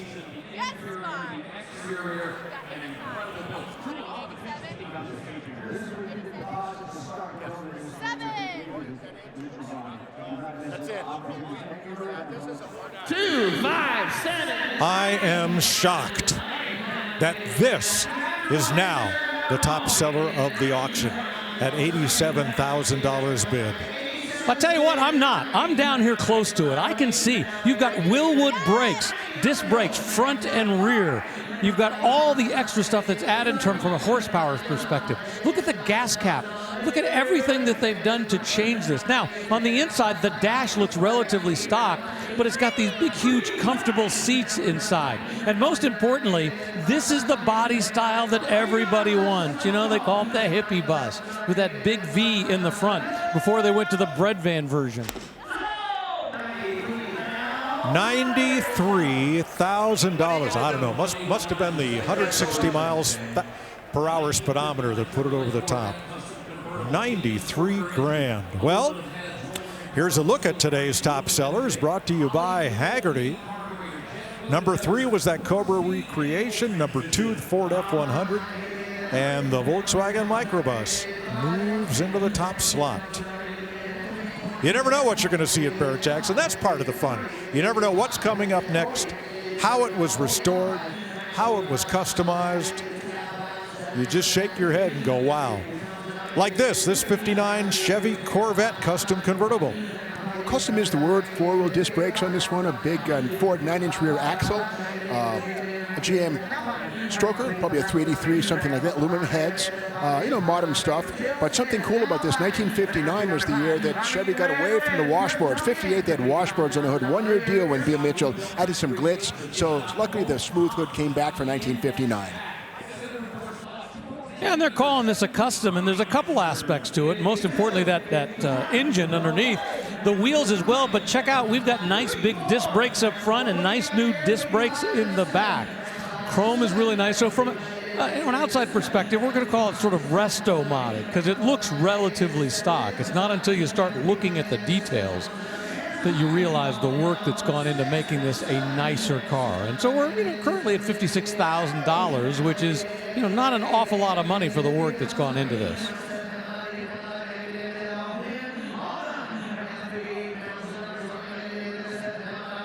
The consignor points out that one of the things they've done is they moved the battery all the way to the trunk, so it's got a better location, easier to work on.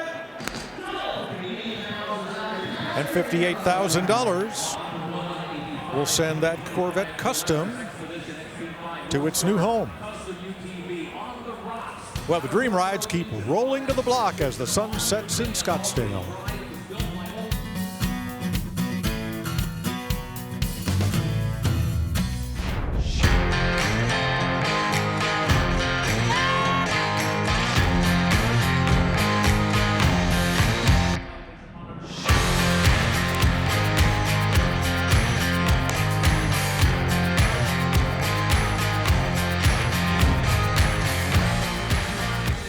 Welcome back to Scottsdale, where a 79 Ferrari 308 GTS with Weber carbs is on the block.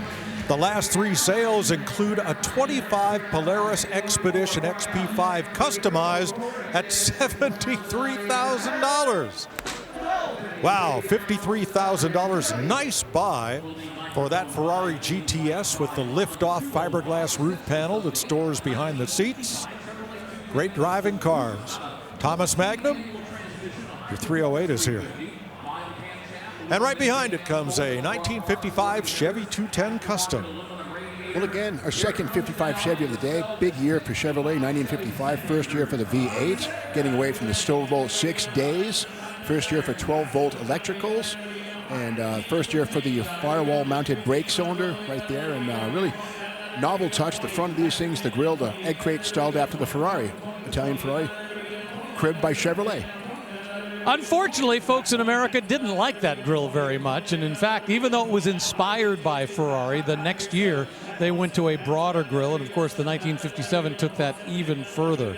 But of course, this was a revolution from a styling perspective. Steve was mentioning it with a Chevy that went across the block earlier today because you had those slab sides. The 1954 they refer to as the pontoon fendered versions, because in the early 50s they'd have a big bulge that would come out right here. For 1955, they went to this much smoother look. And now, this is just the 210. This is the mid-range, not the base 150, not the fancy Bel Air. But, boy, when you look at what it had, it was still the hot one. You could still get a V8. You could still have a nice car. As a kid, I was a model builder. I still am. One of my favorites was the monogram Badman Chevy Gasser, yellow with a stripe on the side, red plastic windows. Great kit, the Badman by Monogram. It's still available from round 2, so great thing. 55 Chevy drag car Gasser or a streeter like this one here. This was the base body style, the 2-door sedan. This one's been upgraded with a 350 cubic inch V8 with a mild cam and a 4-speed manual transmission. All right, fun little thing to show you right here. On the inside, notice how in front of the passenger you have this stylized element with Chevrolet and a clock, very similar to what you had over the driver, only that has a speedometer. One of the advantages of this, when they would ship these to Australia, they could simply have the speedometer right here and move everything over. So there was method to their madness in putting the trim where they put it. Yeah, behind that grille above the clock on the passenger side sits the radio speaker. V8 emblems on the back. First year for the 265 cubic inch small block V8. Chevrolet wanted everybody to know that you had one. $33,000 for that Chevy 210. Well, let's join Tyler out in the McGuire staging lanes. Mike, I love getting a close look at a nice chassis, and Well, this is the perfect place for it right here under this 1985 Chevy K5 Blazer. You can see the body has been off the frame because this frame is way nice, repainted, and you can see that bright orange transfer case as well. And it's very easy to get underneath and look at this thing because this Blazer has been lifted considerably. The Skyjacker suspension makes room for these giant 37-inch mud tires, and yeah, the extra leaf springs help with that lift with the solid front axle there, and everything is looking very tidy. When you go into the engine bay, it's a remanufactured engine under there, but still all the stock, you know, GM air conditioning and everything else. And this one's also been treated to a really nice repaint, a two-tone there to match the interior that looks very stock and original. It does report on the vehicle history that the odometer has rolled over once, and it does have some damage history on there as well.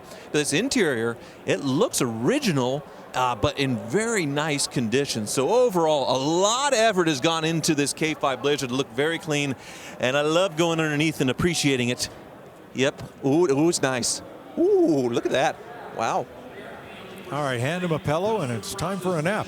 Here is a one-of-one, a Chip Foose Super Crew 2008 Ford F-150, powered by a Roush supercharged 5.4-liter V8.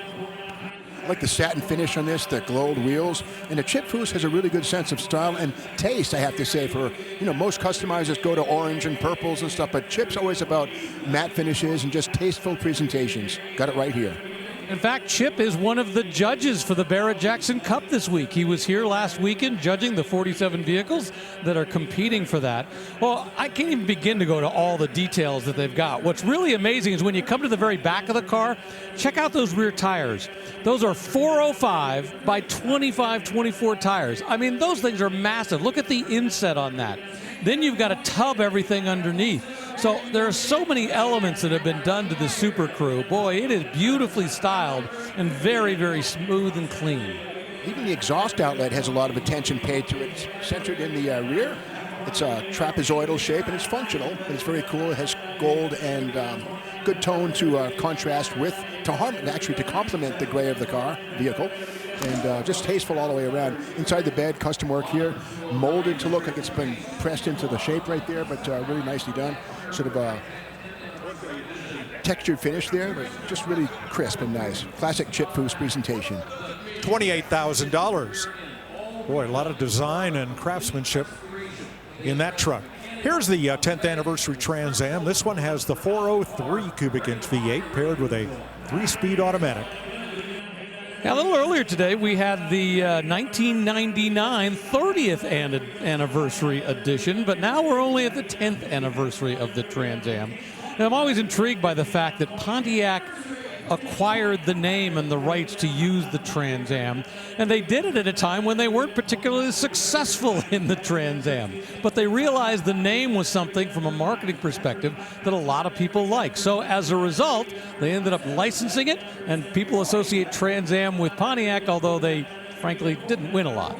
Yeah, the SCCA Trans Am Racing Series at that time was bigger than NASCAR, and Pontiac paid the Sports Car Club of America $5 per car for the use of the name. For many, many years, that was the club's biggest source of income. And here is what some people derisively call the Screaming Chicken. I call it the Phoenix Rising, the bird, and of course the Shaker, which doesn't do anything at all except sell the heck out of Trans Ams. And there's something cool here in the rear window we've got to show off. This is the build sheet for this.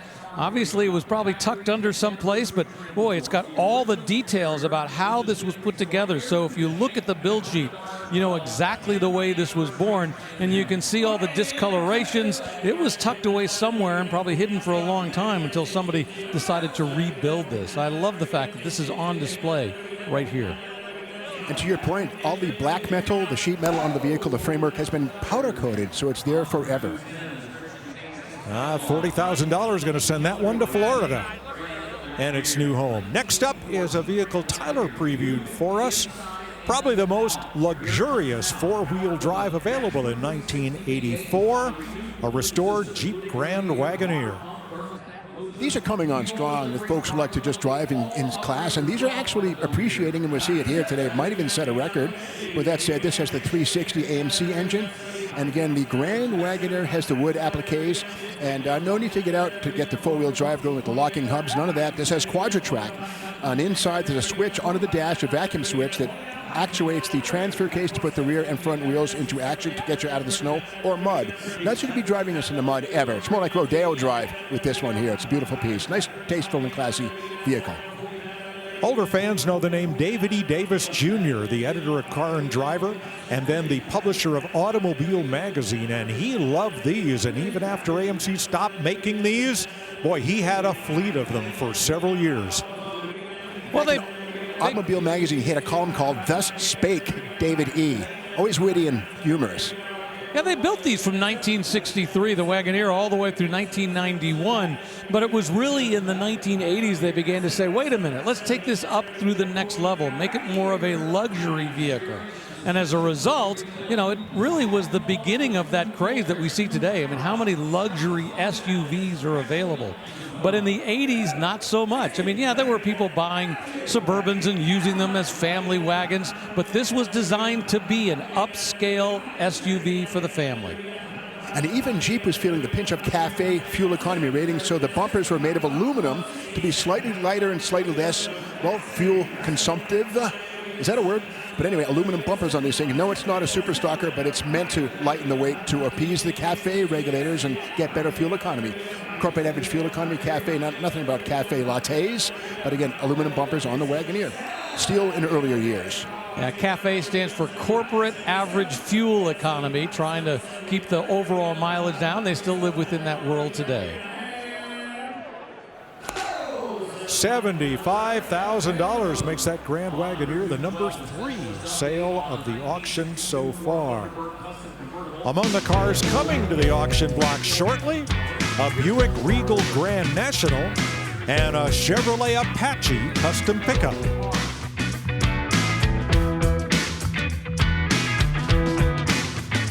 Science, technology, engineering, and math came to life at Barrett-Jackson this past weekend in what's known as STEM Fest. Students from across Arizona were asked to design various solutions to future automotive challenges like electric vehicle charging infrastructure, electric vehicle components and features, transportation options, and vehicles of the future. The winners were invited here to Scottsdale to showcase their projects, and their work certainly were impressive. Just another very cool initiative you'll see here at Barrett-Jackson.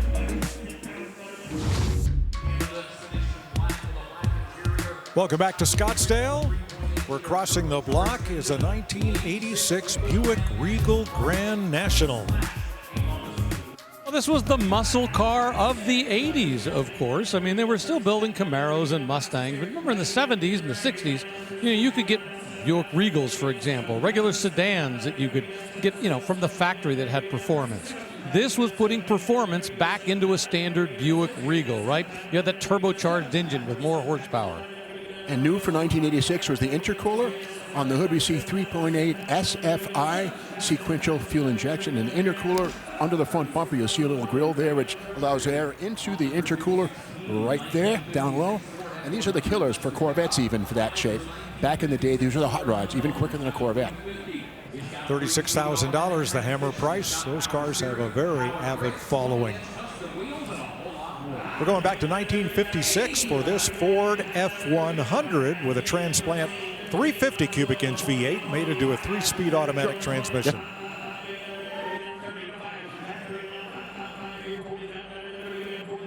Take a peek with the chassis cam as this vehicle runs over. We can see the aftermarket front suspension. There's the bottom of that small block Chevy. Yes, it's a Chevy. Nicely done red powder-coated frame. Open drive shaft, of course. The Spicer rear axle, the original rear axle for this one. It's kind of cool. Wooden floor on the bottom. Nice presentation. Very drivable, but still presentable.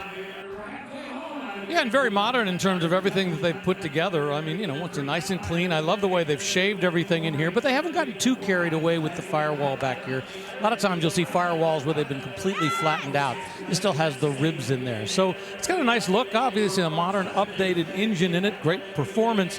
But once again, they haven't over-restored it. And once again with that 1-year cab with the visor over the windshield and full wraparound windscreen, whereas the 55 would have had a flatter windshield. This is the big glass, this one here. The standard one had a smaller glass, about 1/3 the size of that, the rear window. More visibility for backing up and merging in traffic. I love how the Ford taillight logo right here, F-O-R-D, that's the Ford logo right there, baked into the lens of the tail lamp. Yeah, and inside the cab, and unfortunately, let's see, is there a door handle I can reach in here and pull? Yeah, there we go. Look how they've got the body color on the dashboard as well, Bluetooth connectivity. We've got a tilt column in there, nice custom seats with a center console. Much, much nicer than this was ever born with back in 1956. And getting back to that Spicer rear axle, the first year for the 9-inch was the very next year, 1957. The 9-inch rear axle, a legend in the world of hot rodding, whereas the Spicer rear axle also has a legend of its own, but the original axle to this was the Spicer 45. $55,000, and there are the happy new owners of that 56 Ford F100. In our next segment, we'll see custom Blazers and pickups and more.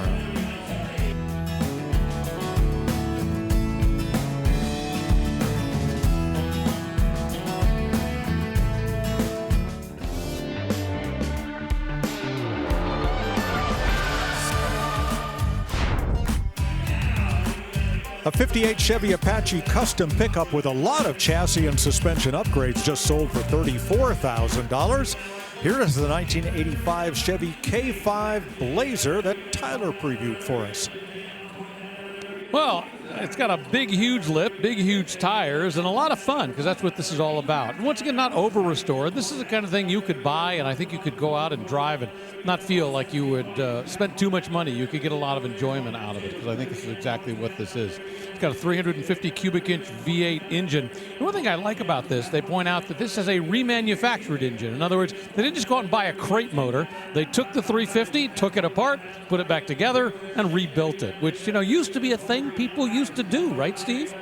Machine shops used to be all over the place across the country, and not out of business, but you can buy crate motors more easily. But with that said, the Blazer, when it first came out, the roof was removable by 1975. The first half of the roof had to be baked in and welded on to accommodate the shoulder harnesses, which were mandatory by this point. And this fiberglass cap here can be removed with a whole bunch of fasteners, not really easily taken off, so kind of meant to be kept on. But the original Blazer, the entire top would come off in an afternoon with two guys working at it. Yeah, an awful lot of work has gone into lifting this up on the suspension. I'm seeing nice new shocks under there and everything to get it to the level it's at. It's also under the hood, in addition to that V8 engine, it's got HEI ignition, electronic ignition. It's got factory-style fuel injections. It's got a 400 turbo automatic transmission, a big 205 transfer case. There you see in that big rear end in the back. So a lot of work. But once again, what I like about this is you could buy this and not feel like you couldn't drive it. $35,000 sends it to its new home. Well, there's a lot more for sale here at Barrett-Jackson than just cars and trucks. Here's Barrett-Jackson's Rory Brinkman to explain.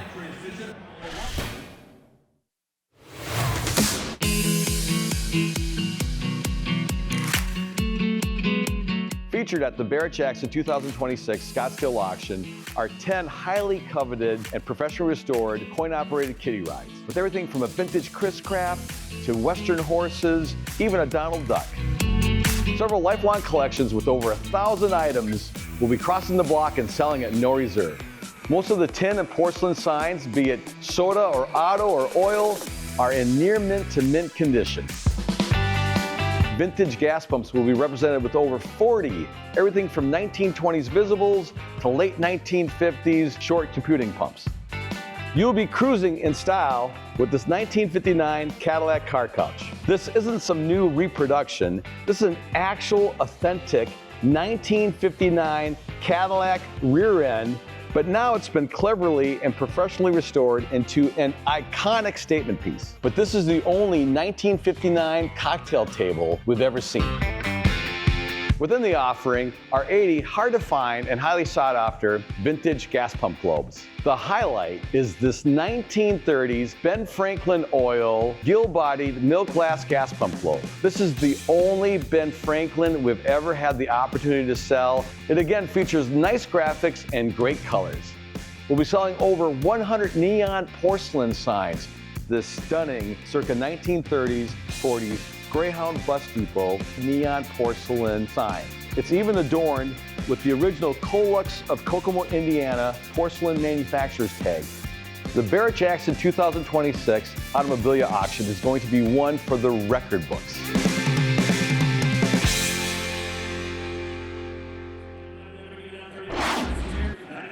And it's all on display here for you to have a look at as you enter the main auction arena, where a 1955 Ford F-100 Custom is about to have the hammer fall.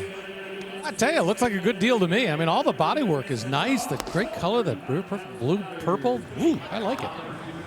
And so does he for $35,000. Well, we'll stay in the Ford lane with this 1965 Lincoln Continental. Final year for the big 430 engine. The 462 would replace it in 1966. There we go, 1966. And a four-door suicide door, they call those. And the idea there being that they open out into the traffic. If you happen to be getting passed by somebody who's not paying attention, that door slams hard, and it's not pretty. But anyway, nice example, really, of plain styling. Blade styling, less is more with this. The Continental is a tasteful example. Elwood Engel was the guy who designed this. And the hood opens forward, kind of like a Chrysler, and almost like the Thunderbird, really, for that matter. Sporting, but very formal and elegant car at the same time. Yeah, if you look at a 1960 Lincoln Continental, boy, it is completely different. Just over the top in every area. But look what they came up with.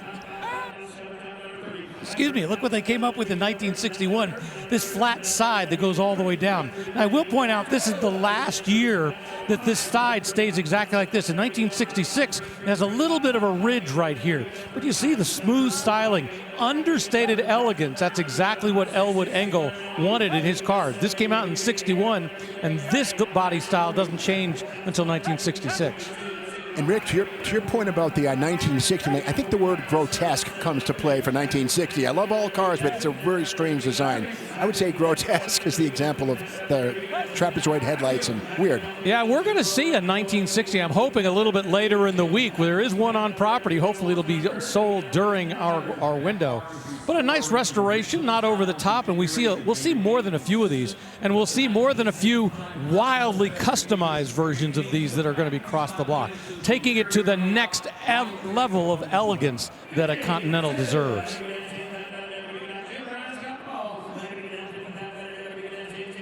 $50,000 is currently bid as the auctioneer reaches for the hammer. That will finish up our first 3 hours of live coverage today from Barrett-Jackson Scottsdale. But don't worry, we have lots more great vehicles to show you this week on FYI and the History Channel.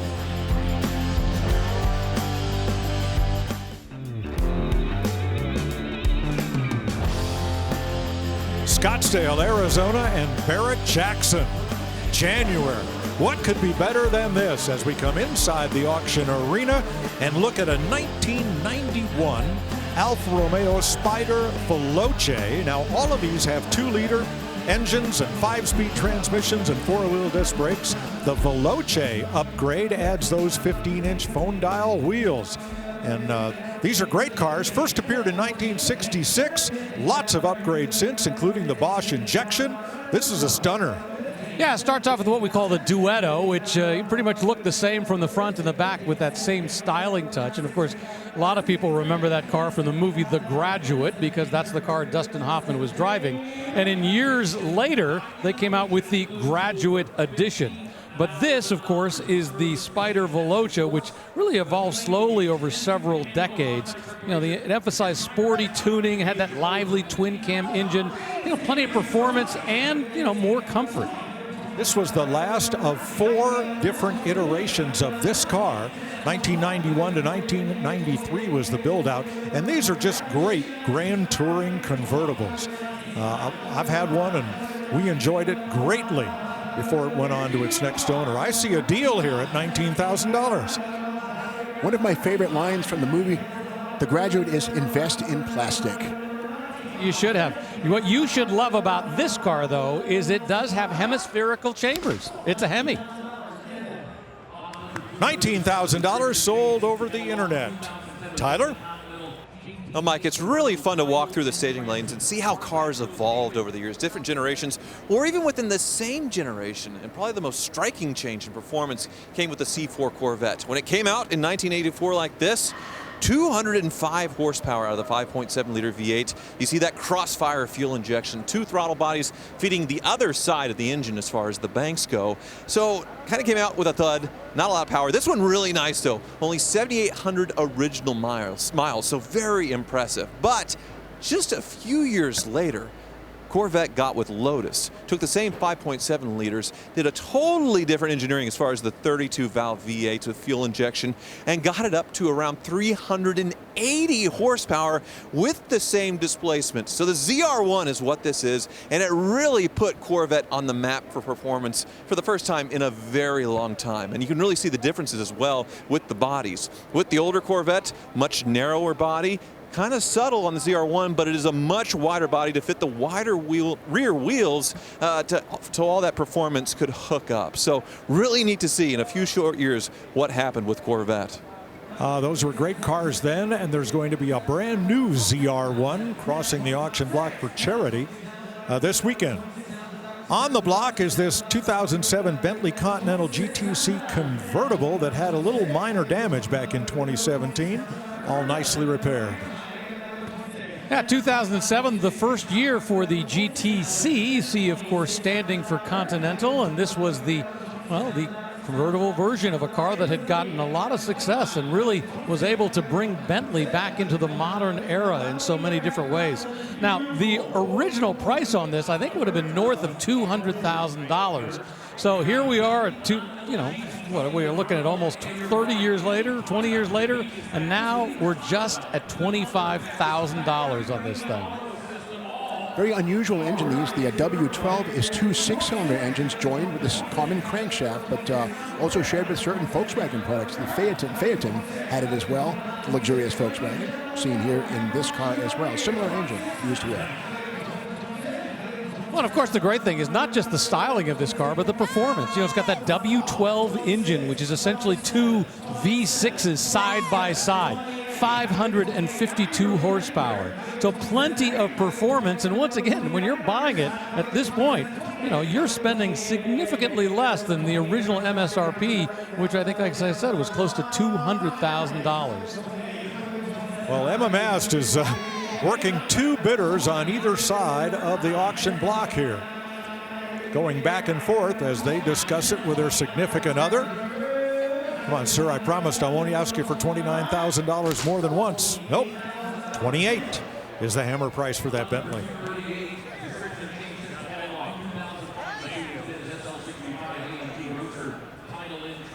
Now here's a Mercedes-Benz SL65 AMG Roadster, so that's a V12, 55,000 actual miles.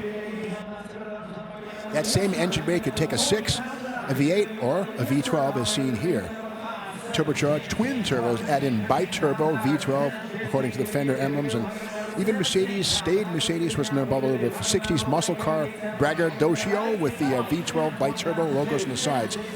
Sort of reminiscence of the Hemi Cooters, the Ram Air GTOs, brag what you have under the hood on the fender. Well, we have it right here, bi-turbo with 738 foot-pounds of torque, 604 horsepower. Yeah, and you could use that too. I mean, this will do 0 to 60 in just 4.2 seconds. Well, you got to remember, this is 2005. This is 20 years ago. That was really amazing performance for a vehicle of this type. And of course, this really was the top tier. I mean, the SL65 with the AMG package. So, you know, this is exactly, if you were spending extra money, you wanted the car to be seen in, this was it. I like how the radio antenna is baked into the body of the car. It's sort of swept back there, and even the base for it is molded in a way that blends right in. Very cool. Nice touch. Active body control, another car with a really steep price tag. I think like $190,000. This one only has 55,000 miles, so it's a screaming deal in terms of, it's probably got plenty of life left. And the reason we see cars like that Bentley and cars like this Mercedes selling for significantly under what they originally sold for is a lot of people are simply afraid of, well, what happens if it breaks? How much is it going to cost me to repair that? Even though it's only got 55,000 miles, you may be in for not a lot of money up front, but what's that repair going to cost? All right, we're working a bidder on the floor, and lower right, a bidder on the internet. Where's this one going to go?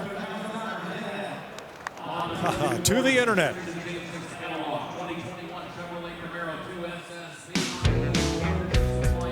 Lots more great cars across the block here at Barrett-Jackson, and trucks, and Blazers, and Broncos, and more.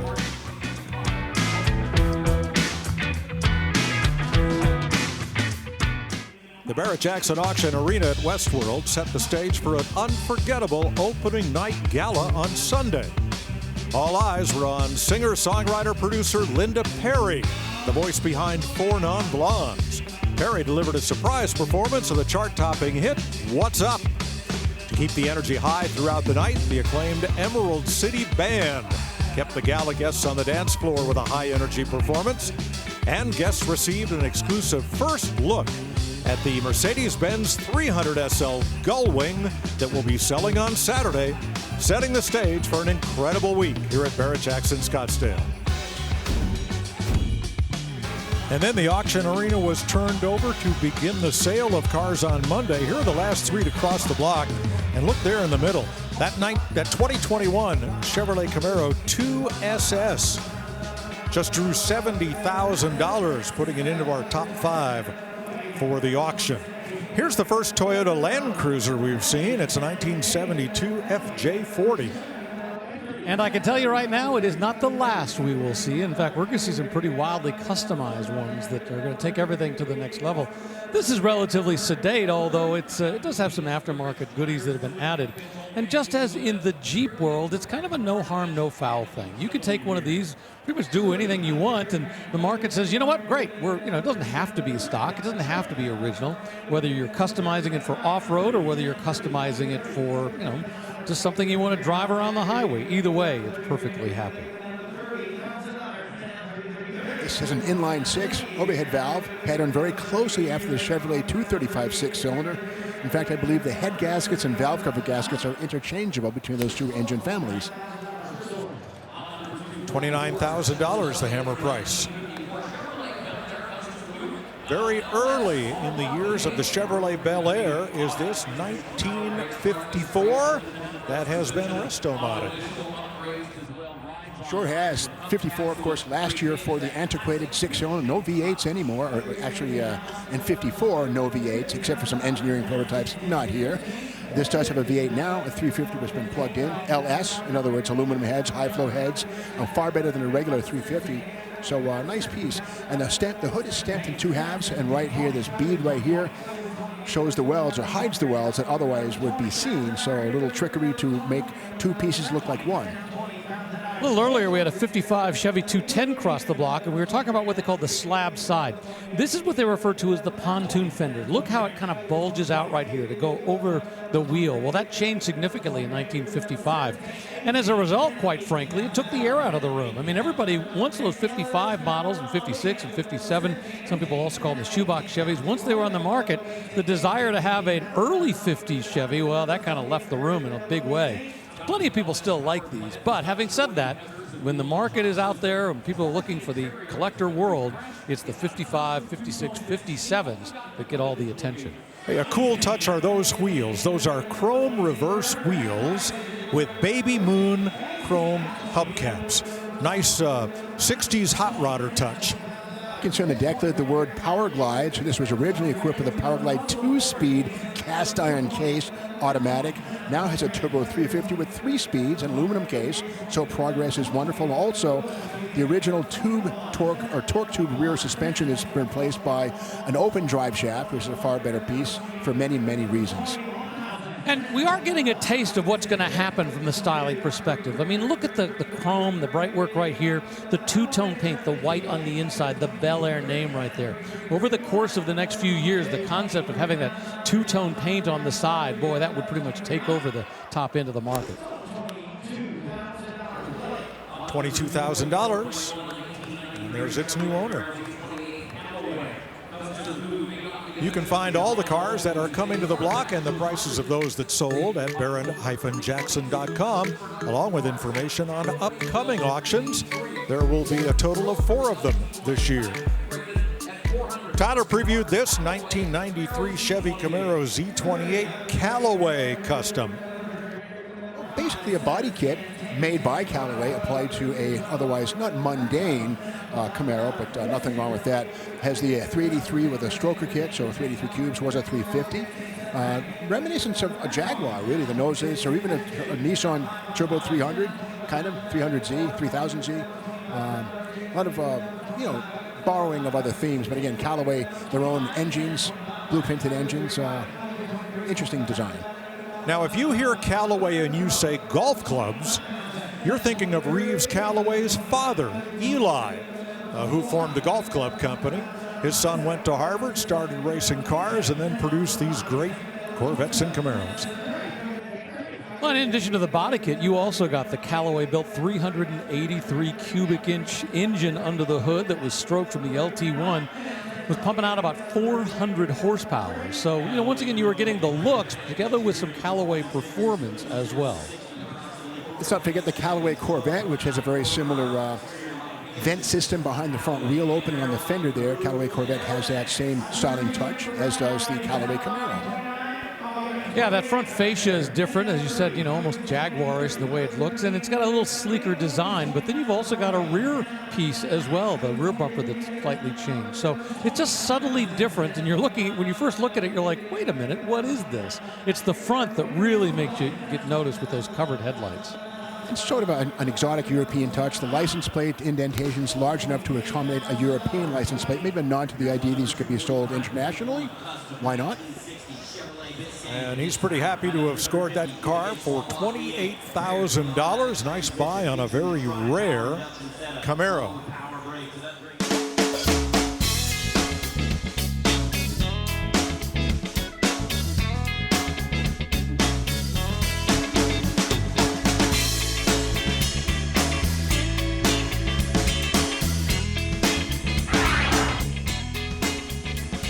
Welcome back to Scottsdale. Oh, beautiful, that Ford GT Mark II. And there's the prototype that will also come to the block to help out the Ford Heritage Collection. Just some of the cars you'll see here on Super Saturday. Right now on the block is an 86 Mercedes-Benz 560 SL with only 68,000 actual miles. Tell you what, in the 1980s, if you were going to be, a big-time CEO, this was the car you wanted to drive. And this is part of the R107 series. Really had a really long run. I mean, they started building these, I think, in 1971 and built them all the way through 1989. And as Mike just said, only 68,000 miles on this. This one has the U.S. spec 4 circular headlights. European cars had a glass fascia around the headlights. More like a little more streamlined, but this is mandated by U.S. market, 4 lights up front.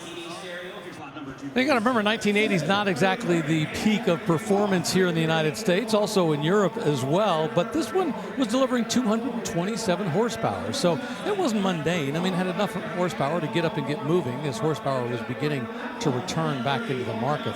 And I think the original sticker on this probably would have been something in the $65,000 range or so. Let's see, there's a little bit of paperwork up here. Yeah, there it is. Let me reach in and see if I can see what it says that the original price would have been. Yeah, the original price on this, you can just barely see, it's a copy of this, shows it's sold for $52,300. That was the suggested retail price. Now, they never came with chrome wheels then, but in markets such as Beverly Hills, that was a very popular aftermarket ad. Well, Mercedes today has dual exhaust on virtually everything, even V6 powered vehicles. This has 2 single pipes coming out of a muffler, a single muffler, so single exhaust. With that said, though, it's quieter than a true dual exhaust system, but Mercedes was getting up to the dual exhaust era. Well, they should be happy. They just got a really nice Mercedes for just $34,000. One thing about the Barrett-Jackson docket, you never know what's coming up. There's not a theme of a group of cars.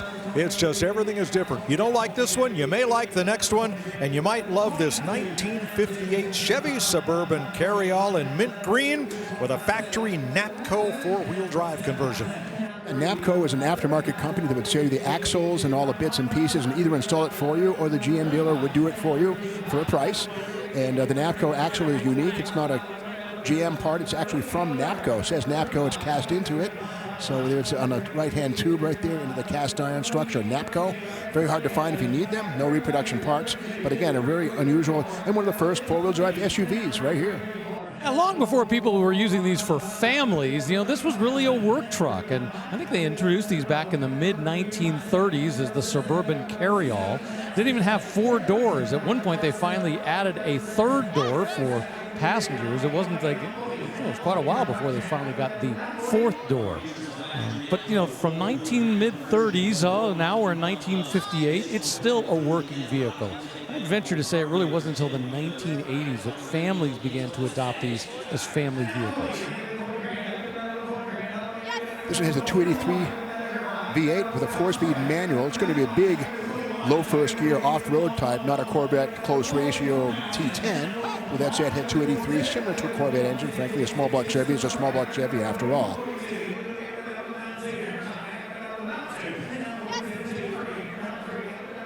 Center of gravity isn't great on this. Combination of a tall body together with that big lift kit. But assuming you're not taking your turns too quickly, this is pretty reasonable in terms of the vehicle. But I also love the fact that they didn't get carried away with the wheels and the tires. And very workmanlike inside. A vinyl floor mat here. Nice gray tone inside. Very industrial. Very nice. And it sells for $42,000. So what is your favorite decade of collector car? Rick DeBrule shows you all the choices here at Barrett-Jackson.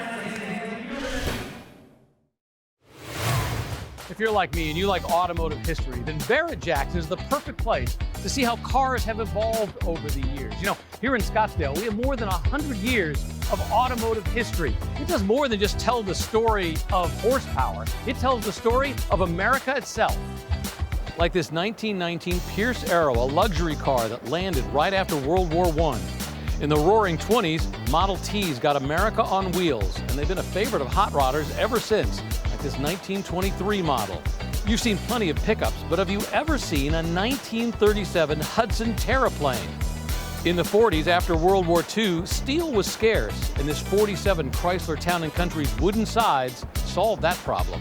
There's so many great cars from the 1950s, it's hard to choose just one to represent the decade, but I have to go with the 1957 Chevy Bel Air. I mean, this thing, it's just an icon in automotive styling. In the 60s, it was the Mustang that launched the pony car wars, and this 1965 model is a perfect example. Performance may have been lacking in the late 70s, but not style. This 77 Trans Am defines the disco era. In the 80s, the SUV began to take hold, like this 1984 Jeep Wagoneer. Horsepower returned in the 90s, and this 94 Dodge Viper was a perfect blend of style and brute strength. When the new century hit, Ford was ready with a 2005 Ford GT, a modern take on a classic design. In 2014, the Camaro was now in its second life, getting meaner and more powerful. And what list of American classics would be complete without a Corvette? In this case, a 2024 Z06, the mid-engine. Technology, horsepower, and style through the years. It is all on display here at Barrett-Jackson. Well, a 1930 Ford Model A pickup just crossed the block to Rick's point. I guess if I took inventory of my collection, most of my collector cars would be from the 70s, with a few from the 60s and a few from this year or last year. All right, now I've got a 50s and I've got a 70s, or an 80s, so I'm kind of on either side of you. Here's a 2007 AM General Hummer H1 Custom RPM Night Edition. With military roots, these have a very high clearance in the center because the differentials are actually located in the hubs. They're known as portal axles. The drive unit comes in here. There's a gear train that sends the power to the wheels, so that allows you to get away from the differential hanging down low to scrub against rocks, landmines, whatever. So great ground clearance thanks to those portal axles front and rear on the Hummer. Yeah, and that paint is Kevlar coated exterior. They call it RPM Night, the Night Edition package. I mean, we got to remember, essentially, this is the Humvee, the street version of the Humvee, a Hummer that was built by AM General because, and it all started because Arnold Schwarzenegger saw them and said, you know, that's pretty cool. We should have those on the street. And they're like, all right, if we got a celebrity backing it, maybe we can make some money off these things. And that's exactly what they did. And AM General actually was spun out of American Motors. American Motors General Products. They made buses, military vehicles, and yeah, the AM General Humvee. Those are those 24-inch custom wheels with 37-inch mud terrain tires. High bid is on the internet. There's a floor bidder involved as well as they fight it out for this Hummer H1. Now, these were available naturally aspirated, or this one with a turbo diesel, which has more power. The naturally aspirated ones were pretty slow. These are better, but not lightning bolts. Once again, they're not designed to be. I mean, they're designed to, you know, get somebody going and, you know, really to get out of bad situations. So it was all about low gearing. It wasn't about top speed, because the places these vehicles were being driven from a military spec generally weren't going to be great roads. It was the ability to, well, not get caught in the mud. You see the ringman's hand signals there to the auctioneer. It's how they can communicate over long distances within the auction arena without having to use headsets and verbal communication. It's all done by hand signals. And 2 palms up, you know what that means. It's like, come on. Now, the fellow who's working the internet bidder communicates with the keyboard. The body is made up of aluminum panels riveted together. Very simple, easy to repair, but that's aluminum to help reduce the mass of these things. So the inner structures were steel, rugged stuff, but the aluminum helps to shed some of that mass. Yeah, not your standard tow hitch back here. This is not the kind of thing you're going to hook up your average trailer to. I mean, that's, once again, designed for military purposes. Very strong. Sold for $23,000. You know, by the pound, I'd say that's pretty cheap.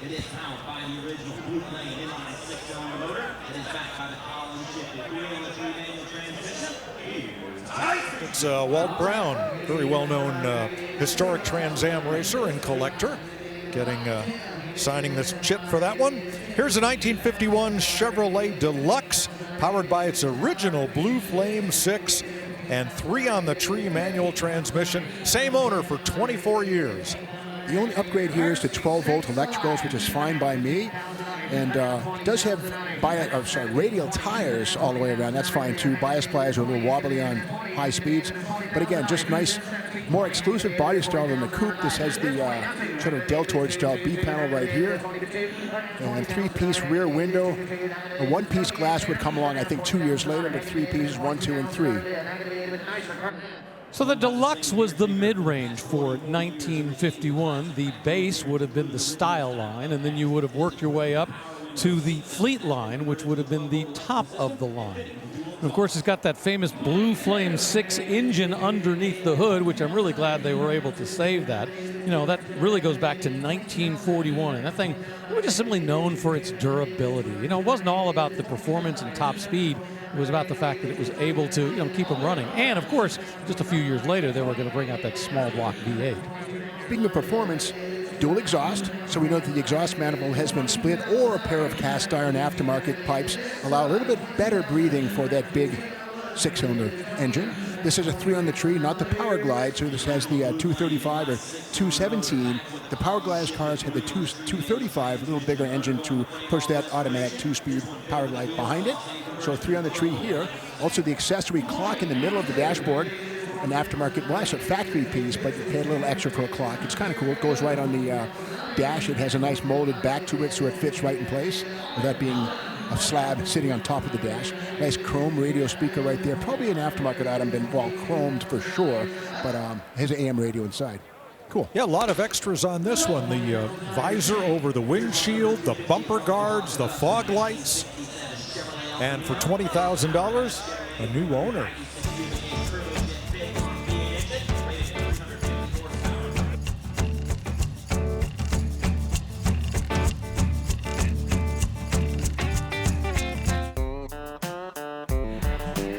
Well, it's dark outside, but it's still bright and shiny on the auction block, where cars continue to cross and all find new homes because they're all selling at no reserve. Those are the staging lanes. And there is one of the many concession stands. Pretzel twists, all right. Long way from there to the auction block, but easy to spot that Chevy El Camino that we previewed earlier. It's a 1970 in cranberry.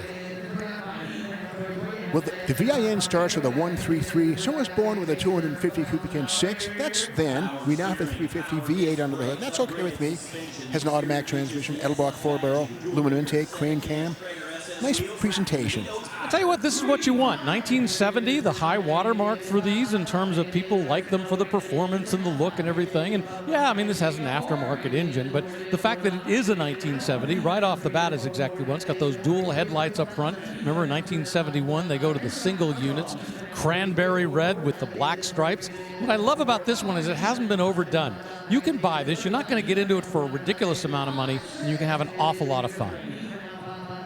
Yeah, nicely upgraded in the interior. Set on the outside looking very stock with those Kragers otherwise, but inside nice bucket seats, so gone are the bench. You can see that racing shifter there and a beautiful billet steering wheel, so upgraded inside in all the right places.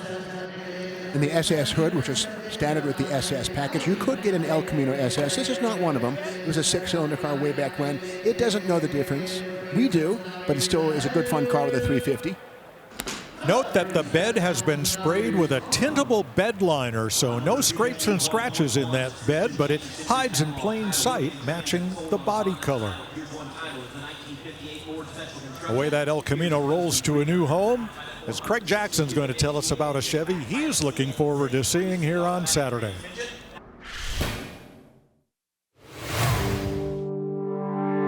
We have a 1969 Camaro Custom Coupe. This is lot number 1329. Now this is nicknamed Incinerator. This Camaro is engineered, sculpted, and perfected with over 3,000 hours of metalwork. Power comes from a GM Performance 6.2-liter Corvette crate engine, enhanced with an Edelbrock E4 supercharger, Edelbrock intercooler, and custom ducted air plenum. That is bolted to a 6-speed TCI automatic transmission with paddle shifters. The car has been completely modernized in the cabin. This is truly a work of art. The body is a master class in metal shaping. The roof has been chopped 1.5 inches. 3 inches it has been dragged forward. The rear quarters have been flared. Everything has been radiused. The amount of metalwork that has been done to this car truly is amazing.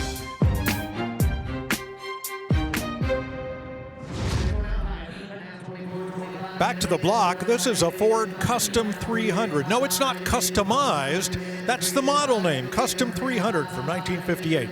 Yeah, forget the Chrysler 300. Ford also built a 300. I'll be honest with you, I really like this one a lot. Underneath the hood, they've already closed it. We have a 460 cubic inch Ford engine. But I love all the styling elements. You know, this fake, hood scoop right here. And as you go to the back, the way it's been painted, it's just an absolutely beautiful car. I love this. Big smiles all around at $23,000 for that 58 Ford. April, what have you found? Found a lot, Mike. I'm surrounded out here in the pre-staging lanes. We got special edition Luminas, square bodies, Jaguars, but what really caught my eye is this right here. Check it out, 1996 Pontiac Firebird Formula WS6. Now, this one's in rare condition because a lot of guys drove them into the ground. Only 28,000 original miles. Now, the Firebird, you have 2 performance options, the Trans Am and the Formula, and I do prefer the Formula, which this is it's got that understated look. It's lighter and stealthier. Also, that sweet Ram air hood up front is getting you the freshest air into the LT1 V8. I love the look of these 4th gen Firebirds. A smooth body, very aerodynamic. But Mike, don't be mad at me because I feel like you like the Trans Ams better. I do. I prefer the Trans Am, more of a road race style suspension. Now, when you're walking past that Lumina, take a look and see if Dale Earnhardt signed the tachometer, and I'll explain later. Here's a 2002 Chrysler Prowler in that beautiful Inca gold pearl metallic. Just 583 of them built in that paint job. A very brave statement on the part of Plymouth and Chrysler. It came out as a Plymouth Prowler, of course, became the Chrysler Prowler when the Plymouth dissolved. Interesting vehicle, lightly customized. These usually have bumpers up front, which are kind of ugly to satisfy the feds, but they've been removed here, so the bumpers are gone. Less clunky this way. Yeah, Steve, bumperette's sorry, gone, and the Lambo doors added to this one, so that's the definitely not factory there. Those bumpers were held on by 2 easily accessible bolts on each side. It's almost as if the engineers wanted you to take them off. And then there were the fill-in parts with the parking lights to go right there below the headlights where they were. And that sells over the internet for $25,000. Part of the last year of Chrysler Prowler production when they built 10,000 of them. Nightfall in Scottsdale, but it's still busy here on the block. Stay with us.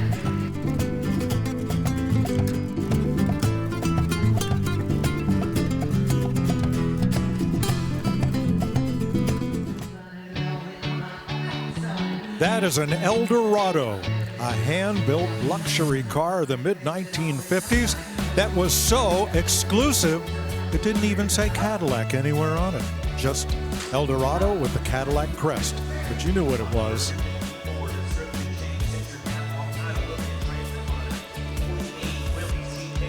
Back to the block for this 1948 Willis Jeep pickup with the correct L134 Go Devil inline 4 and a 3-speed manual. Well, we'll talk about that motor and the transmission in just a moment, but the body itself is a really interesting story.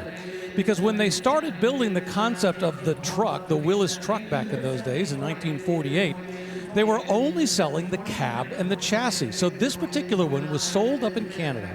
It was then shipped, once it arrived, to a facility where they actually built the bed onto the back. So in essence, you took the cab and the chassis and then custom built the pickup portion on the back. So it's interesting, when we think of, the Jeep pickup that is so, everybody loves them. And this was the absolute very beginning, and they still weren't even willing to commit to building the pickup back at that point.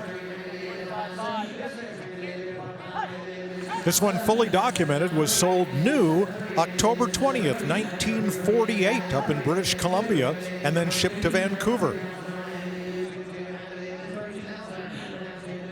The nice thing about this is it really hasn't been modified. I mean, this is the way it theoretically would have looked when it was brand new. This bed that was built back in 1948 is supposedly the original build. Still see plenty of dents in it. The interior, they haven't gone crazy. They still have that Go Devil 4-cylinder engine in it. $30,000 sends that Jeep pickup to its new home. Here's a 99 Pontiac Firebird Formula. This one has an upgraded 5.7-liter LS1 V8 with a ProCharger supercharger and a 6-speed manual and just under 24,000 miles. Yeah, the 4th and final generation of the Firebird right here, ending in 2002, but a year before this one in 1999, they got the big upgrade with that LS engine. The LS1 sort of the birth of a legend. And yeah, this one further upgraded with that ProCharger supercharger to give it even more power, and also optioned with the 6-speed manual. So you can have a lot of fun with this thing. Modern performance fun.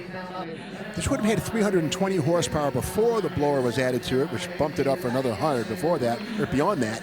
5.7 liter, the LS1, again, aluminum block, aluminum heads, plastic intake manifold, but engineered to flow the best air possible. And after all, a V8 engine or any engine, an air pump, so the better the heads are, the more air they flow, the more power it makes. So the LS1 really revolutionized the Chevy small block, brought it to life, and is still going strong.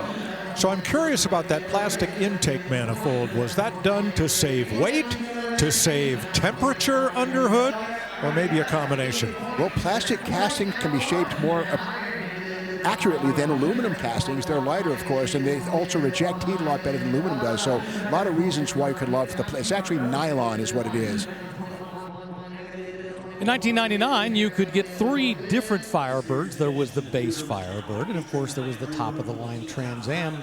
The formula was the middle of the world, and there we get a look under the hood finally to see all those components. Yeah, plastic intake is still there, taking that forced induction, which is tucked in and hidden. But yeah, you can see the intake right here going in. Looking very stock on top, but they're hiding a supercharger somewhere. Of course, the WS6 Ram Air cars had a different hood. And speaking of the hood, that is steel on these cars. The doors and the fenders are plastic on all Gen 4 Firebirds and Camaros. And pop-up headlights. I do love the pop-up headlights. They're pretty cool. End of the era for that. And in the middle of the chrome wheels, we see the ABS logo, which of course stands for anti-lock brakes, which are excellent on rainy day or in snow. They won't save the day, but they can help the car remain pointed in the right direction, even at full lock and full brake application. ABS arrived in the mid-'80s and very safe and a major step in the right direction. I think as time goes by, that $28,000 paid for that car is going to turn out to be a very good buy. And I hope those kids get to enjoy it for a long, long time. Well, let's turn the clock back to 1969 for this Jeep Commando, powered by its original 225 cubic inch V6 and a 3-speed manual. That engine was sourced from Buick, and it arrived in 1961. An odd-fire engine. The same engine with some modifications powered the Grand National like 20 years later after this. So basically a good engine. I think 210 horsepower, something like that. A lot of power. Basically a muscle Jeep, also available in the CJ series. Yeah, the first generation Jeepster was definitely a failure. Basically a 2-wheel drive. It's still very rough and tumble. You know, no real top to it, so the elements got in. So when they tried again with the second generation, they did a great job because unlike the Jeep CJs, they had the longer wheelbase, more stable. You could take it on the highway, but you could also take it off-road. And getting that Buick engine, people love these. And at this point, this is competition for the Ford Bronco. You know, they've realized where the market is going, and now they're trying to make a part of that. Now, they've got the Grand Wagon here, right? They have something big for people who want to, take their kids or, compete against the Travelall. But this was designed specifically to compete against, the Ford Bronco for that smaller, short wheelbase SUV fad of the late 60s. And under the back, you can see the mighty Spicer Model 44 rear axle, a brutal thing, 8.5-inch ring gear. In fact, stick shift C4 Corvettes use the same basic guts. Somebody had a chrome cover installed on that, but rugged differential right there. Spicer Model 44. Probably Sure Grip equipped. What's great about this is this, I'm not saying it hasn't been restored at some point, but it's in very original condition. I mean, when you look at this, look, you see little body issues, see a little bit of paint issues. I love the fact that this is essentially the way it's been for a long, long time. Internet bidder involved, floor bidder. A head shake of no from the bidder assistant. They're thinking about it. Nope. Away it goes to the internet for $23,000. Here's a look outside at the McGuire staging lanes. Still a lot of cars waiting their turn on the auction block, getting a little final fluff and buff here, and a chance for potential bidders to talk to the consignor and ask about that car and determine what their bid is going to be. Now here's a 2004 Mercedes-Benz SL 600 with the V12. However, the vehicle history report says there was damage likely occurring, an accident reported, damage report, minor damage to the left rear and left side. Now this has all been professionally repaired, but that history will likely hold the number back on this beautiful V12. Well, I certainly don't mind buying cars with Carfaxes and having a lot of fun with them. And this one, you can definitely have a lot of fun with that twin-turbo V12 underhood that came out the year before. We saw the AMG version earlier. The non-AMG dials back around 100 horsepower, I think around 500 horsepower. And this one, pretty cool. It has period-correct Asante wheels, it looks like, sort of that era of the mid-2000s where it's, you know, pimp my ride and all that stuff. It definitely looks the part of something cruising Rodeo Drive back 20 years ago. 518 horsepower. And once again, this is 2004. I mean, today, you know, there's no shortage of cars topping 500 horsepower. Back in 2004, that was relatively rare. Of course, got the AMG package. AMG, for a long time, has been the, you know, they started off as the aftermarket, you know, company that was doing the performance versions of Mercedes. In the late 90s, it went in-house, and when this was built, AMG is simply an extension of Mercedes. This car has only 37,000 miles on the clock. And these were made to be driven every day, so year-round as well, with the hardtop folding in, so they can get a bunch of miles on them. That's a lot of car for $26,000.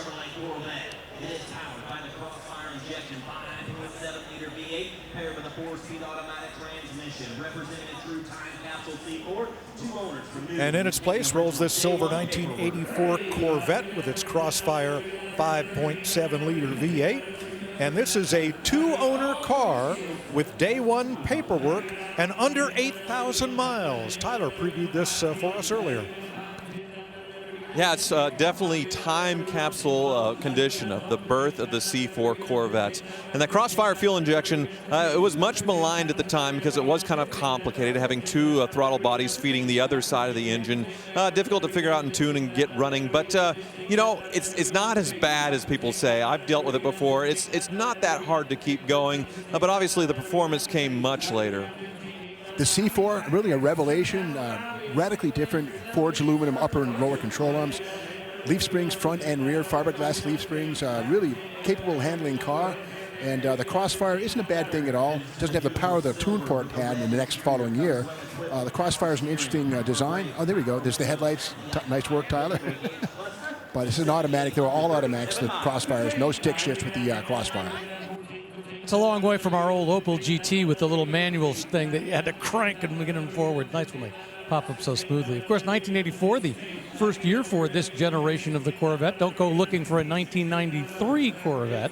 They didn't have any production models. Technically, there is one 1993 that exists. I think it may be in the Corvette Museum. But having said that, 1994 was the first year. 84, Rick. 83, pardon me. I think I need to take that back. You could get a stick with a Crossfire, I believe you could. Great book, Corvette from the Inside, written by Dave McClellan, talks about the design of this car. Get it if you like C4 Corvettes. The edition was developed to commemorate the Corvette being the pace car of the 1978 Indy 500. Comes from the optional L82. $15,000 for the way that Chevrolet goes Corvette. For that great-looking 1984 Corvette. All right, there is no shortage of great custom cars here at Barrett-Jackson. Almost 2,000 in total of cars here on the property. So we sent Mike Joy out looking for the coolest customs. The customs at Barrett-Jackson run the gamut from mild to wild. Check out under the hood of this 72 Chevy pickup where the firewall's been shaved and this grill treatment replicates what's here on the front grille with the recessed headlights and all. This 55 Nomad is a mild custom with most of the changes under the skin. It boasts a supercharged engine, air ride suspension, larger wheels and tires, and a bespoke interior. Now here's an original lead sled Merc. Joe Balon customized this in the early 1950s. It would take me all day to tell you about this car's special features. It's been fully restored since, but boy, this is the kind of wild custom that was on the cover of all the magazines. Joe's one of the guys credited with inventing candy apple paint like we see on this 59 Caddy. But the danger of bringing a full custom to Barrett-Jackson like this 59 Cadillac turned El Camino is you've got to find two committed bidders that really appreciate your vision. Would you take this one home? Yeah, that Catamino is amazing, really wild, and there's no shortage of wild stuff. It just boils down to what your taste might be. All right, up on the block right now, we've got a 1978 Corvette 25th anniversary edition that I think it just sold for $28,000. $26,000, and that had only 6,500 miles on it. Wow. Well, we're staying with Corvettes. We're moving to 1990 for a Corvette ZR1. Tyler, preview. Yeah, like I said, a major upgrade from before from the C4. I mean, just so dramatically different with that 380 horsepower versus 205. And that's with Lotus helping engineer that 5.7-liter V8 under the hood with the extra valves per cylinder, the wide body. They took this car and set an endurance record with it and really put Corvette back on the map when it came to performance. The ZR1 was almost the price of the car, very expensive option, and the trouble is that it didn't make enough power to really warrant its existence in the age of the coming LS1 motors, which kind of made these things look kind of tame. But the beauty here is they have two-speed intake manifold, 16 runners on that, and also dual head cams. And there's a switch in here, the valet switch, which reduces power to 250, I think, and then you get the full 385 or full 420 the next generation. On the console, there's a switch that says full power, little key. So you turn the key, you take it with you if you don't want the valet to do burnouts. You know, to your point, the base Corvette cost around $30,000. If you took the ZR1, it cost you almost $60,000. And the problem with these was, from the outside, it didn't really look that much different than your standard base Corvette. Yes, it was wider. Yes, it had this amazing engine underneath the hood. But for most people, it wasn't enough. And it was complicated. And the ZR1's debuted the squarish taillights, which made production a couple of years later, but used to initially as a unique thing to the ZR1. There were some 89s built for press use. They were destroyed. Maybe a couple exist now, but some 89s do exist. But 1990 was the debut year for the ZR1 for the masses to own and buy. A lot of performance for the money here. This thing does have about 40,000 miles on it, so it's been driven and enjoyed some, showing a bit of wear, but to get a legend like this for around 20 grand, what a deal.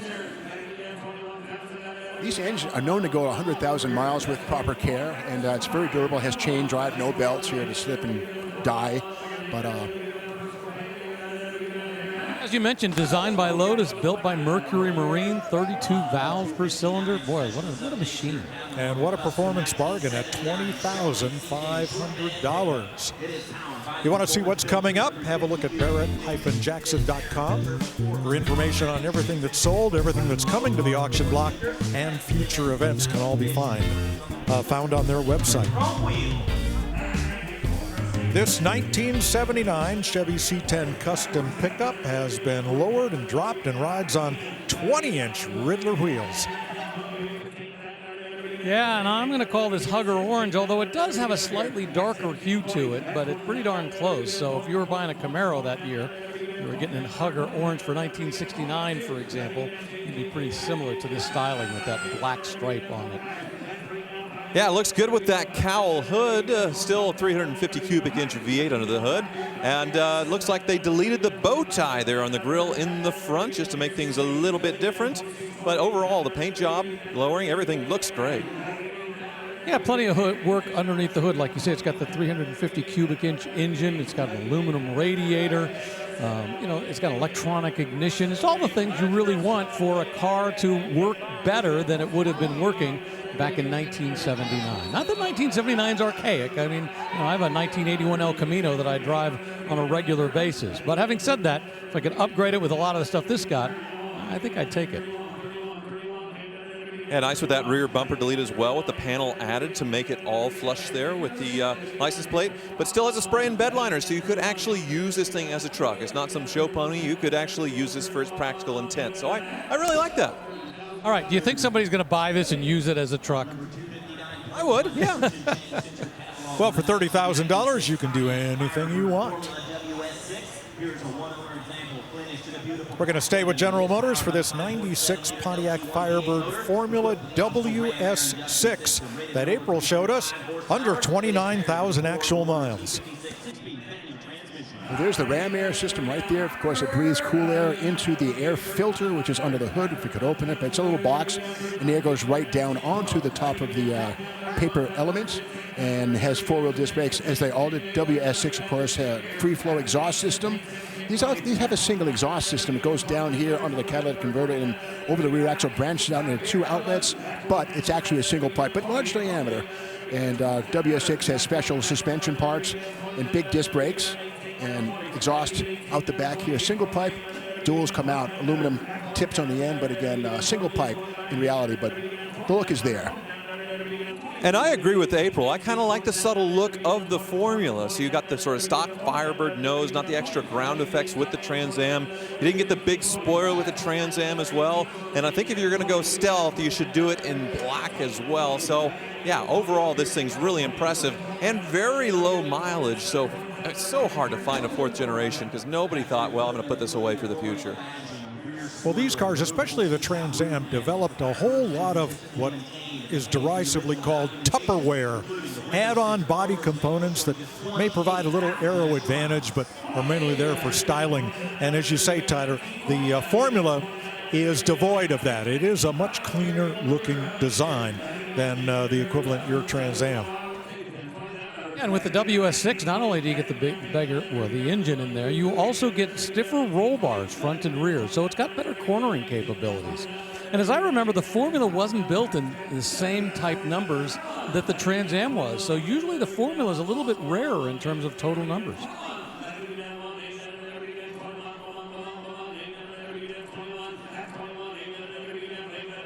And the mighty T56 six-speed manual was designed with Borg-Warner and Dodge, designed for the Viper, and a Burley transmission that will handle the Viper's 400 foot-pounds of torque with no problem. It will certainly handle this in small block V8's torque output as well. 6 speeds of fun. And it still has T-tops at this point in the world. Yes, they shake, they rattle, but they're T-tops. They define a generation. $21,000 the hammer price for that Firebird Formula. Now, we've seen a lot of El Caminos today. We have not seen a single crosstown rival, the Ford Ranchero, but there's one coming to the block a little later here. Lot 267.1 is a square body Ranchero, a 1965.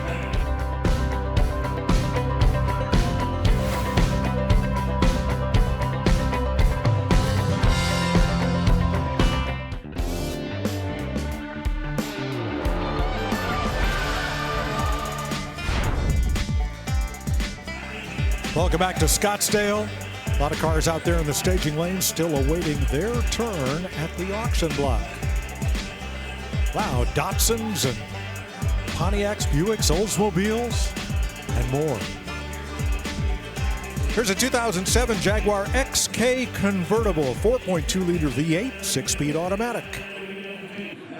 Yeah, Jag had a pretty dramatic redesign about this from this time, back from the previous XK, which was a very welcome return of Jaguar into the modern era because they kept going with that XJS way too long. And this one, well, probably the last generation of that classic sort of Jag styling, that Ian Callum kind of look. And this one does look really clean. So the first generation of these were built from about 1996 to 2006. This is the beginning of the next generation of the XK series. You know, as you mentioned, designed by Ian Callum, who was Jaguar's head of design. You know, just a great design. And it's interesting because while this carries the XK designation, they don't really consider it the spiritual successor to the E-Type. Remember, they waited a long time and eventually came out with the F-Type, which was actually that. This was designed to be something different. The engine in this, the aluminum dual overhead cam V8, shares some of its bones with the Ford Thunderbird. The same basic short block, and I believe most of the components are shared with the reborn Ford Thunderbird. Only $13,000 for that Jaguar XK convertible. Now here comes the 92 Chevy Lumina Z34 Dale Earnhardt Signature Edition. These were done at Dale Earnhardt's Chevy dealership in Newton, North Carolina. And on his desk were a whole bunch of instrument panels for him to sign. Tyler's having a look in there to see if the gauge panel and specifically the tachometer bears Earnhardt's signature. It is said that he signed about half of them for these cars, and the others, well, just didn't get around to. This is number 25 of this limited build, and this car has only 2,500 miles. Tyler? Unfortunately, no on the signed tachometer, but apparently it does have a Dale Earnhardt signed bill of sale that comes with it, so you do get that autograph. But what's exceptional about this one, only I think 2,000 miles on the odometer, so incredibly low mileage. Something very cool about that V6, it's a dual overhead cam 3.4 with 200 horsepower. Doesn't seem very exciting, but fairly exotic top-end stuff. Most of these engines had push rods at this point in time, the 3/8. But again, a great little engine, high revving engine, dual overhead cams. This was the Z34. That's what they were building it on. Had the Euro trim, so it was pretty much the top of the line in terms of the potential performance that was available. But what really made it special, once again, this isn't just a Dale Earnhardt edition. This came out of Dale Earnhardt's Chevrolet dealership. This was only one of 25 that was built that year.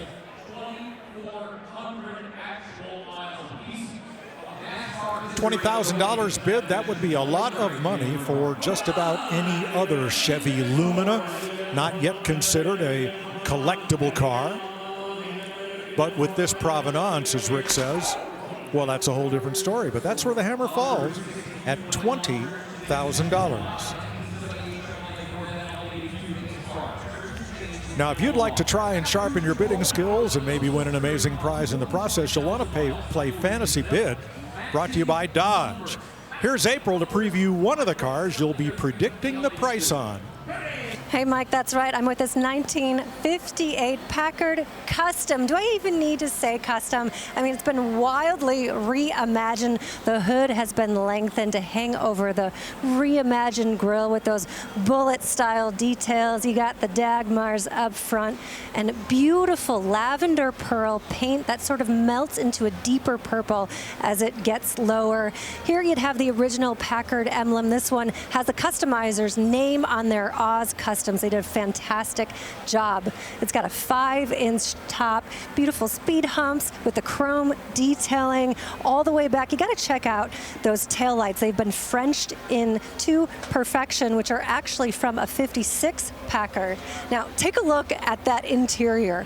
The padded two-tone with, check this out, New Zealand lamb's wool carpeting. Oh, yeah, padded center console. Every detail is matching to perfection.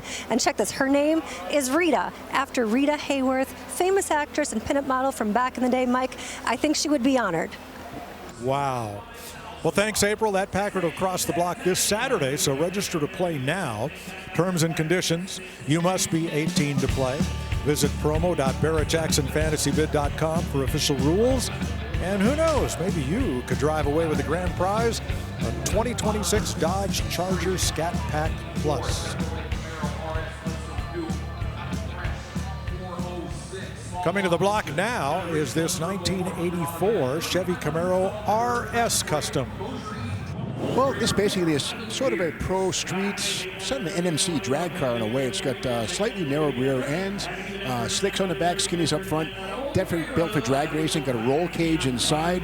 Large Dominator 4-barrel carburetor, Holly Dominator. It's not a Dominator, it's a large Holly is what that is, not a Dominator.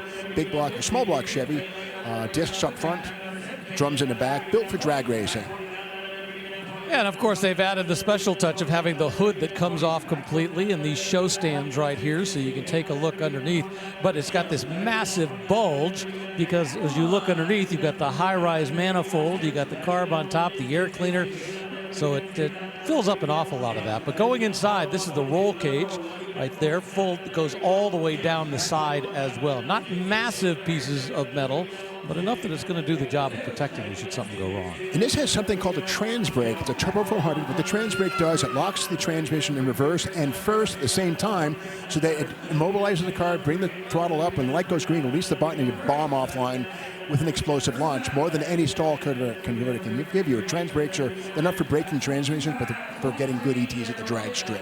And I'm seeing a 12-bolt rear end in the back, so they've gone the distance of trying to make sure that this could not just have performance up front, but could get it to the rear wheels and hopefully not break anything in the process. No parachute on the back. I don't know, how fast does it have to be to require a parachute? I think 9.9, I think.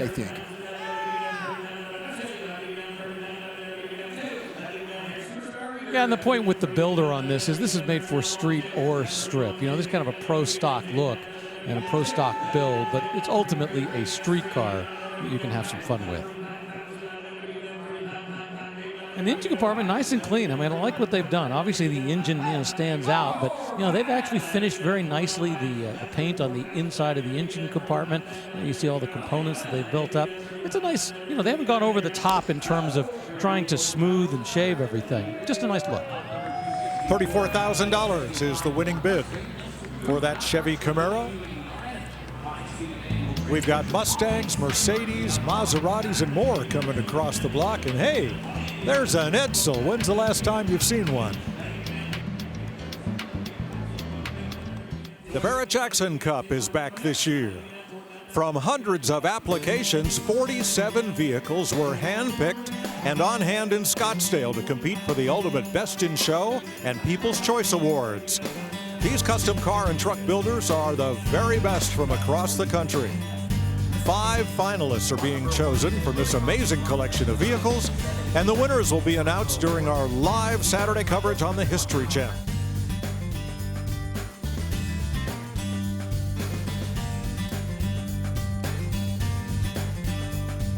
This placed in the top 3 of the 2025 SEMA Battle of the Builders, and you can certainly see why. Good luck on Saturday, and we'll see if this gorgeous Scout will win Ultimate Best in Show. Yeah, beautiful International Scout Custom from 1969. Such great cars here. $34,000 is the hammer price for that 96 Chevrolet C1500 custom pickup, just the way I like them, nice and lowered and, standard cab, short bed, a real sport truck. Very sharp. Jaguar, we've had a lot of them, but this one is special. It's the XKR in liquid silver, 420 horsepower.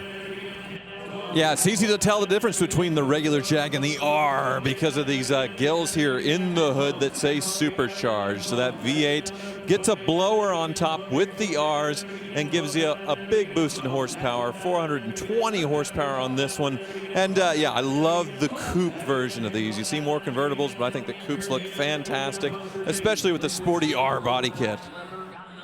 I agree completely about the looks from the coupe perspective. And, talking about what that horsepower does, it basically takes the 0 to 60 on this car and takes it from about 5.9 seconds and lowers it down to 4.9 seconds. So that's exactly what you want. Greater performance, you got greater oomph, and, once again, not a big styling change necessarily, except those little subtle touches. It's the performance that matters, and that's why it's an XKR. As I mentioned before, the Ford Thunderbird of this time shares this basic engine, and there was talk of offering this supercharged engine in the Thunderbird. Never happened, but some engineering murals were definitely built. The idea was maybe Saleen would offer those cars. I'm sure some were built, but not for you and me to purchase. Showing 77,000 miles in the odometer, so it's been driven some and enjoyed to somewhat higher mileage. I guess low for the year, but that's probably the only thing holding it back, because otherwise it looks like it's in fantastic shape. Yeah, and in addition to the engine performance, you also got suspension upgrades as well. You had stiffer springs and shocks. You had different adaptive damping, larger front and rear anti-roll bar, rear structural brace. So they did a lot of things to make sure that not only were you, going to be able to go fast in a straight line, but you were going to have greater cornering speed as well. I just have a hard time believing this car is already 19 years old. And it is a hatchback. $14,000. There's a deal. Patrick's the bidder assistant congratulating the new owner.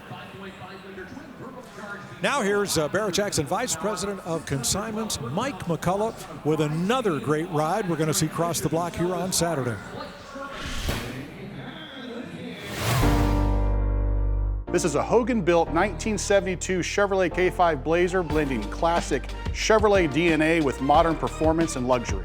The exterior is finished in an elegant two-tone sunset pearl and pearl beige, laid over Arctic white for depth and sophistication. The interior has been transformed into a premium modern cabin while retaining vintage character. Wrapped primarily in German Alcantara, elevating the interior far beyond factory standards. Powered by an 800 horsepower Don Hardy built Whipple supercharged LS3, offering supercar level performance in a classic truck. Every engine accessory have been nickel plated for a show quality engine bay. Every inch of this Hogan built K5 Blazer reflects elite level craftsmanship and attention to detail.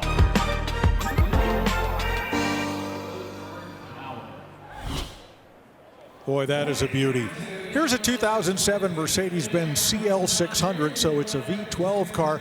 This has the rare night vision assist. We had it on an S-Class sedan, and it was useless because the night vision screen was down low in the center of the dash. You had to take your eyes off the road to view it.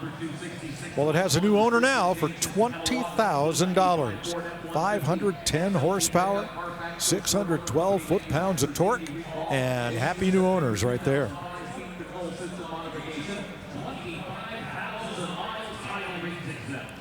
This 1995 Ford F-150 XLT pickup, according to the Marty report, only 43 were ordered with this paint and trim codes, and this one has only 25,000 miles. That's the great thing about Kevin Marty's Marty reports. They can get that granular to tell you how many were orders with radio, trim packages, pin packages like this. And it's great to have that kind of data. The Marty reports are very affordable and a must-have for any Ford owner. So the intriguing thing about this is I understand when you see like a 1978 Pace Car Edition Corvette that's only got 10,000 miles. I understand how that happens.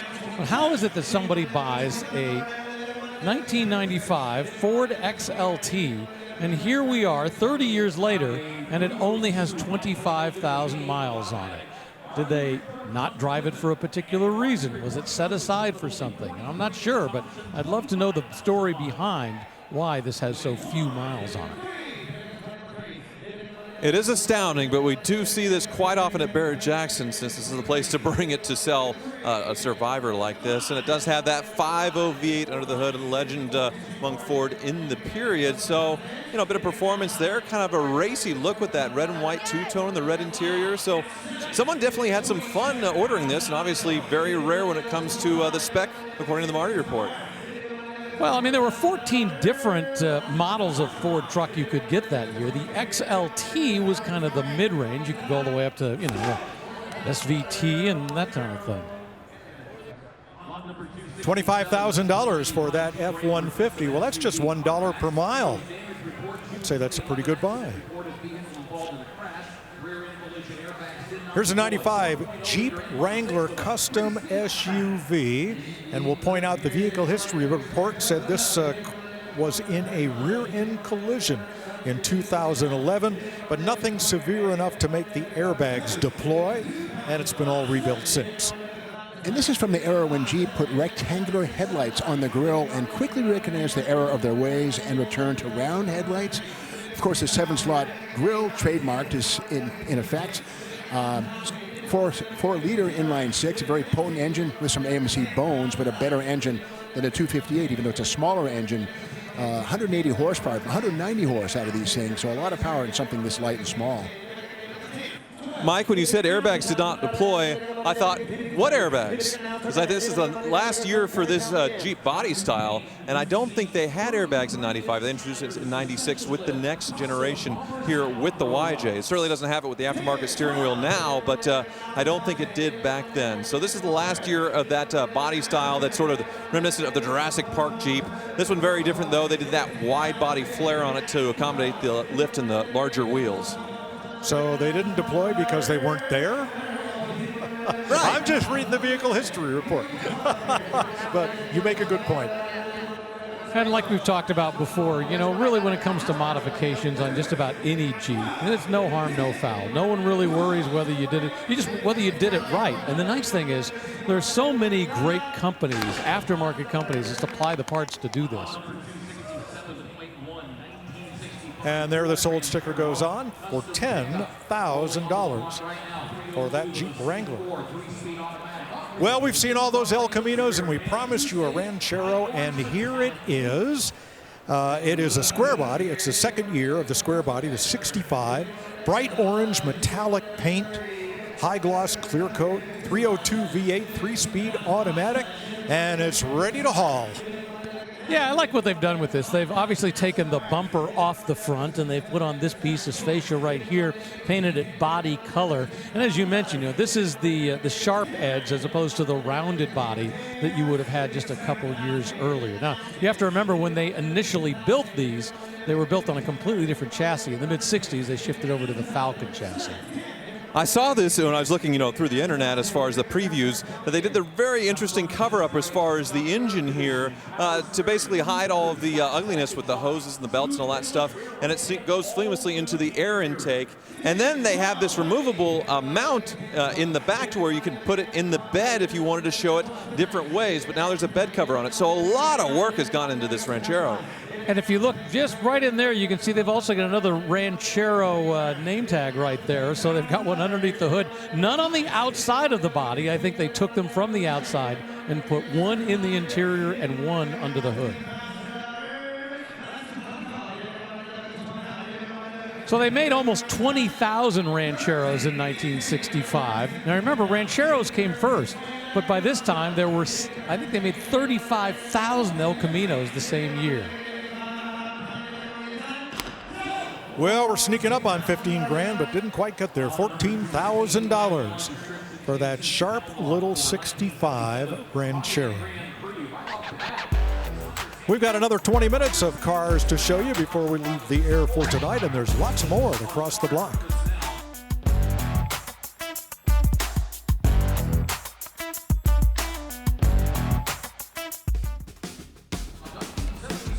Our whole crew got excited about this one. This 1958 Chevy Biscayne likely was a police car when new, but now it has been decaled and repurposed for the Mayberry Sheriff's Department, the fictional home of TV's Andy Griffith. Of course, Mount Airy, North Carolina is the real Mayberry, and boy, they play it up. You should visit if you get a chance. Here's a 1977 Olds Cutlass S with Oldsmobile Cutlass S, and it looks showroom new, doesn't it? Yeah, that's because it only has 65,700 miles on the odometer, so let's call this a big-time survivor. This is what we refer to as the Colonnade era of GM products, and the reason being is this section right here, the Colonnade-style roof, they got rid of that B-pillar that used to be right here that was very thin. They were concerned about rollover standards back in the mid-'70s, and so the idea was to have a roof that had more structure to it. So we refer to these as the Colonnade cars. The Cutlass was America's best-selling car in the 1970s. This is the prime example of what they were about. I saw these all over the place when I was a kid. Usually with a 352 barrel, always with single pipes. This has duals added.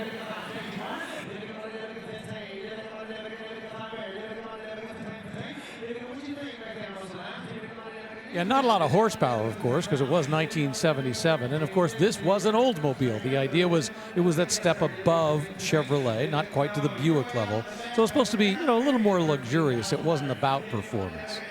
Has the federally mandated crash bumpers, which have a hydraulic piston behind the ram, which theoretically would go in a couple of inches and then pop back within 24 hours. That was the law, and I guess it happened from time to time. Strange law, but it also added about 110 pounds of weight to the car.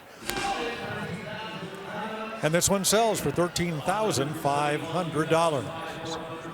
Now here's company CEO Craig Jackson talking about a car with a celebrity connection.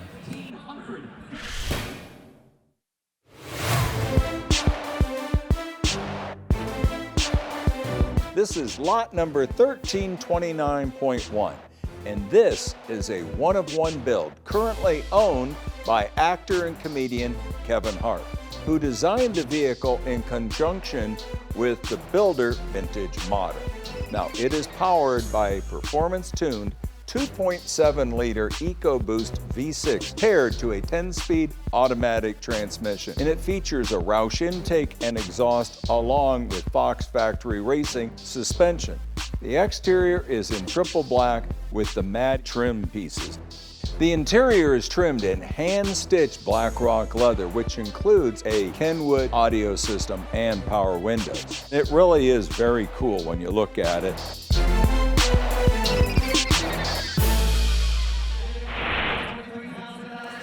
across the block Saturday.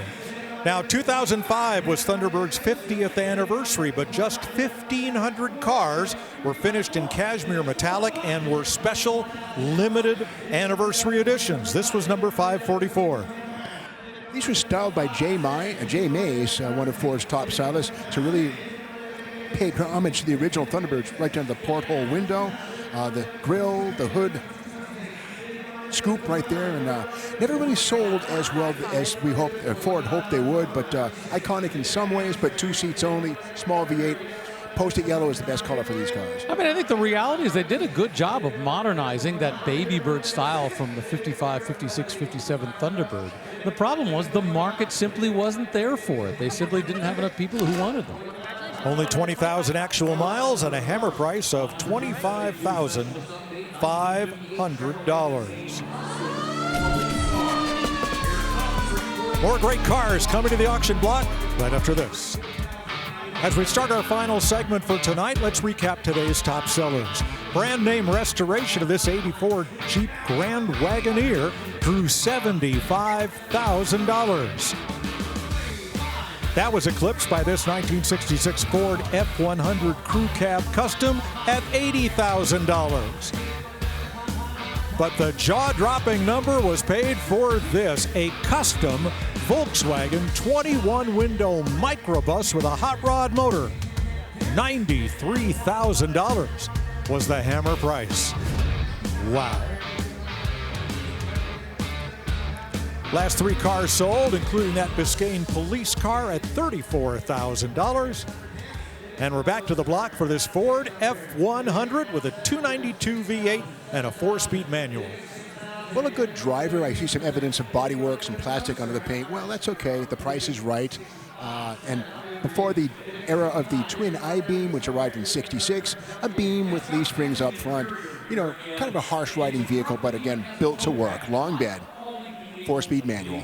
So this is really interesting because an awful lot of this is really Survivor. I think a lot of the Caribbean turquoise on the bottom, much of that is original. Some elements have been repainted. I'll say this white part of the bed has been repainted. But then when you work your way down the side and you see the door right here, this looks like it hasn't been touched. You're losing the white paint slowly but surely. So once again, mostly a Survivor car, I think, is the best way to describe it. Well, it draws $7,000, and that's certainly buy it, drive it, and enjoy it territory. Well, now, talk about a timepiece. Here's a 94 Cadillac Fleetwood Brougham in triple black with less than 8,000 actual miles. Well, actually, got a bit of a dark, plum color on this one and a maroon interior, but very low mileage from a very special year, 1994. These B-bodies built in Texas all got the LT1 V8, the Ironhead version of the performance engine, and this is a shared platform with, say, the Impala SS or the Buick Roadmaster Estate. The most expensive was the Fleetwood. 1996 was the last year of these, and really the end of an era for the big sort of body-on-frame Cadillacs. Oh, what's happening here? The bid is jumping in $5,000 increments. 2 phone bidders are involved. And we just blasted right through $50,000, $55,000, $60,000. And I don't think we're done. Now, I will say this is a really nice 1994 Cadillac Fleetwood Brougham. On the other hand, it's a 1994 Cadillac Fleetwood Brougham. Fleetwood, of course, is the name that came from the coach builder from the early part of the 1900s. Brougham, that name Brougham, actually goes back to the 1800s. Believe it or not, there was a Lord Brougham who helped to design a particular type of carriage, and so his name has been attached to it. But boy, I got to tell you, $63,000. Yeah, there's that 5.7-liter V8. You can see how far back it's mounted as far as this long nose on this thing. But that's what made these things pretty famous, that the port fuel injection Ironhead LT1. And everybody on the block and everybody in the seats is going, what's going on? Because there's nobody bidding in the crowd or the skybox or the block. All the bids are on the phone. $80,000. 85. This has the trailer towing package as evidenced by the transmission oil cooler right there. And this is the Cadillac with the heart of a Corvette. The LT1 was generally 260 horsepower, also used in Camaros and certain Corvettes at this point in time. So it's a muscle Cadillac. $93,000 bid. This has got to be a world record. I imagine it is for a last generation Cadillac Fleetwood. Holy smokes. Sold for $93,000 over the phone, tied for the high sale of the auction. You never know where it's going to come from. Now, Barrett-Jackson always sells cars for great charities and raises lots of money. Let's look ahead to tomorrow. Clay Millican will be here to help sell this hydrogen-powered Chevy Bel Air Custom Coupe to benefit the Tech Force Foundation.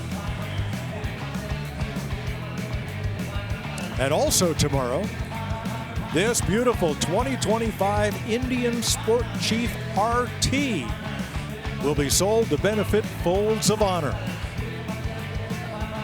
Just a jaw-dropping list of charity vehicles to be sold this week at Barrett-Jackson Scottsdale. Here's a 1992 Buick Riviera. I had one of these. I used it for a winter. It was great in snow. Horrible rust under the chassis. The rear suspension finally gave up the ghost, but really good in snow. That's about all I can say for it. Well, you know, it's part of the 5th generation of the Riviera. These were built between 86 and 1993. The downside that probably you didn't like was the fact that it only has about 170 horsepower coming out of that. Well, $2,500 runs that right across the block and into new ownership. A 1989 Dodge Raider takes its place center stage. The Dodge Raider was essentially a rebadged Mitsubishi Montero.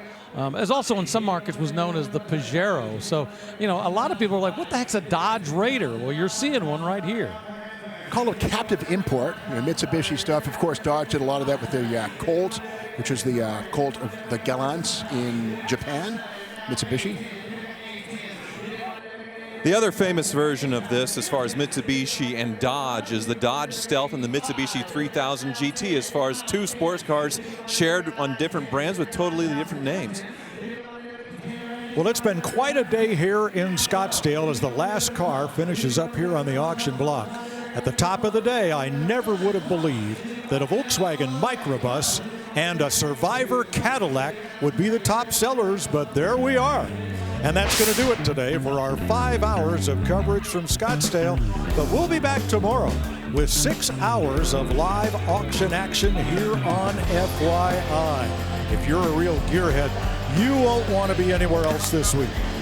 So for Rick DeBrule, Tyler Hoover, and April Rose, and welcoming back Steve Magnante, I'm Mike Joy. Thanks for riding along with us today. We'll see you tomorrow in Scottsdale.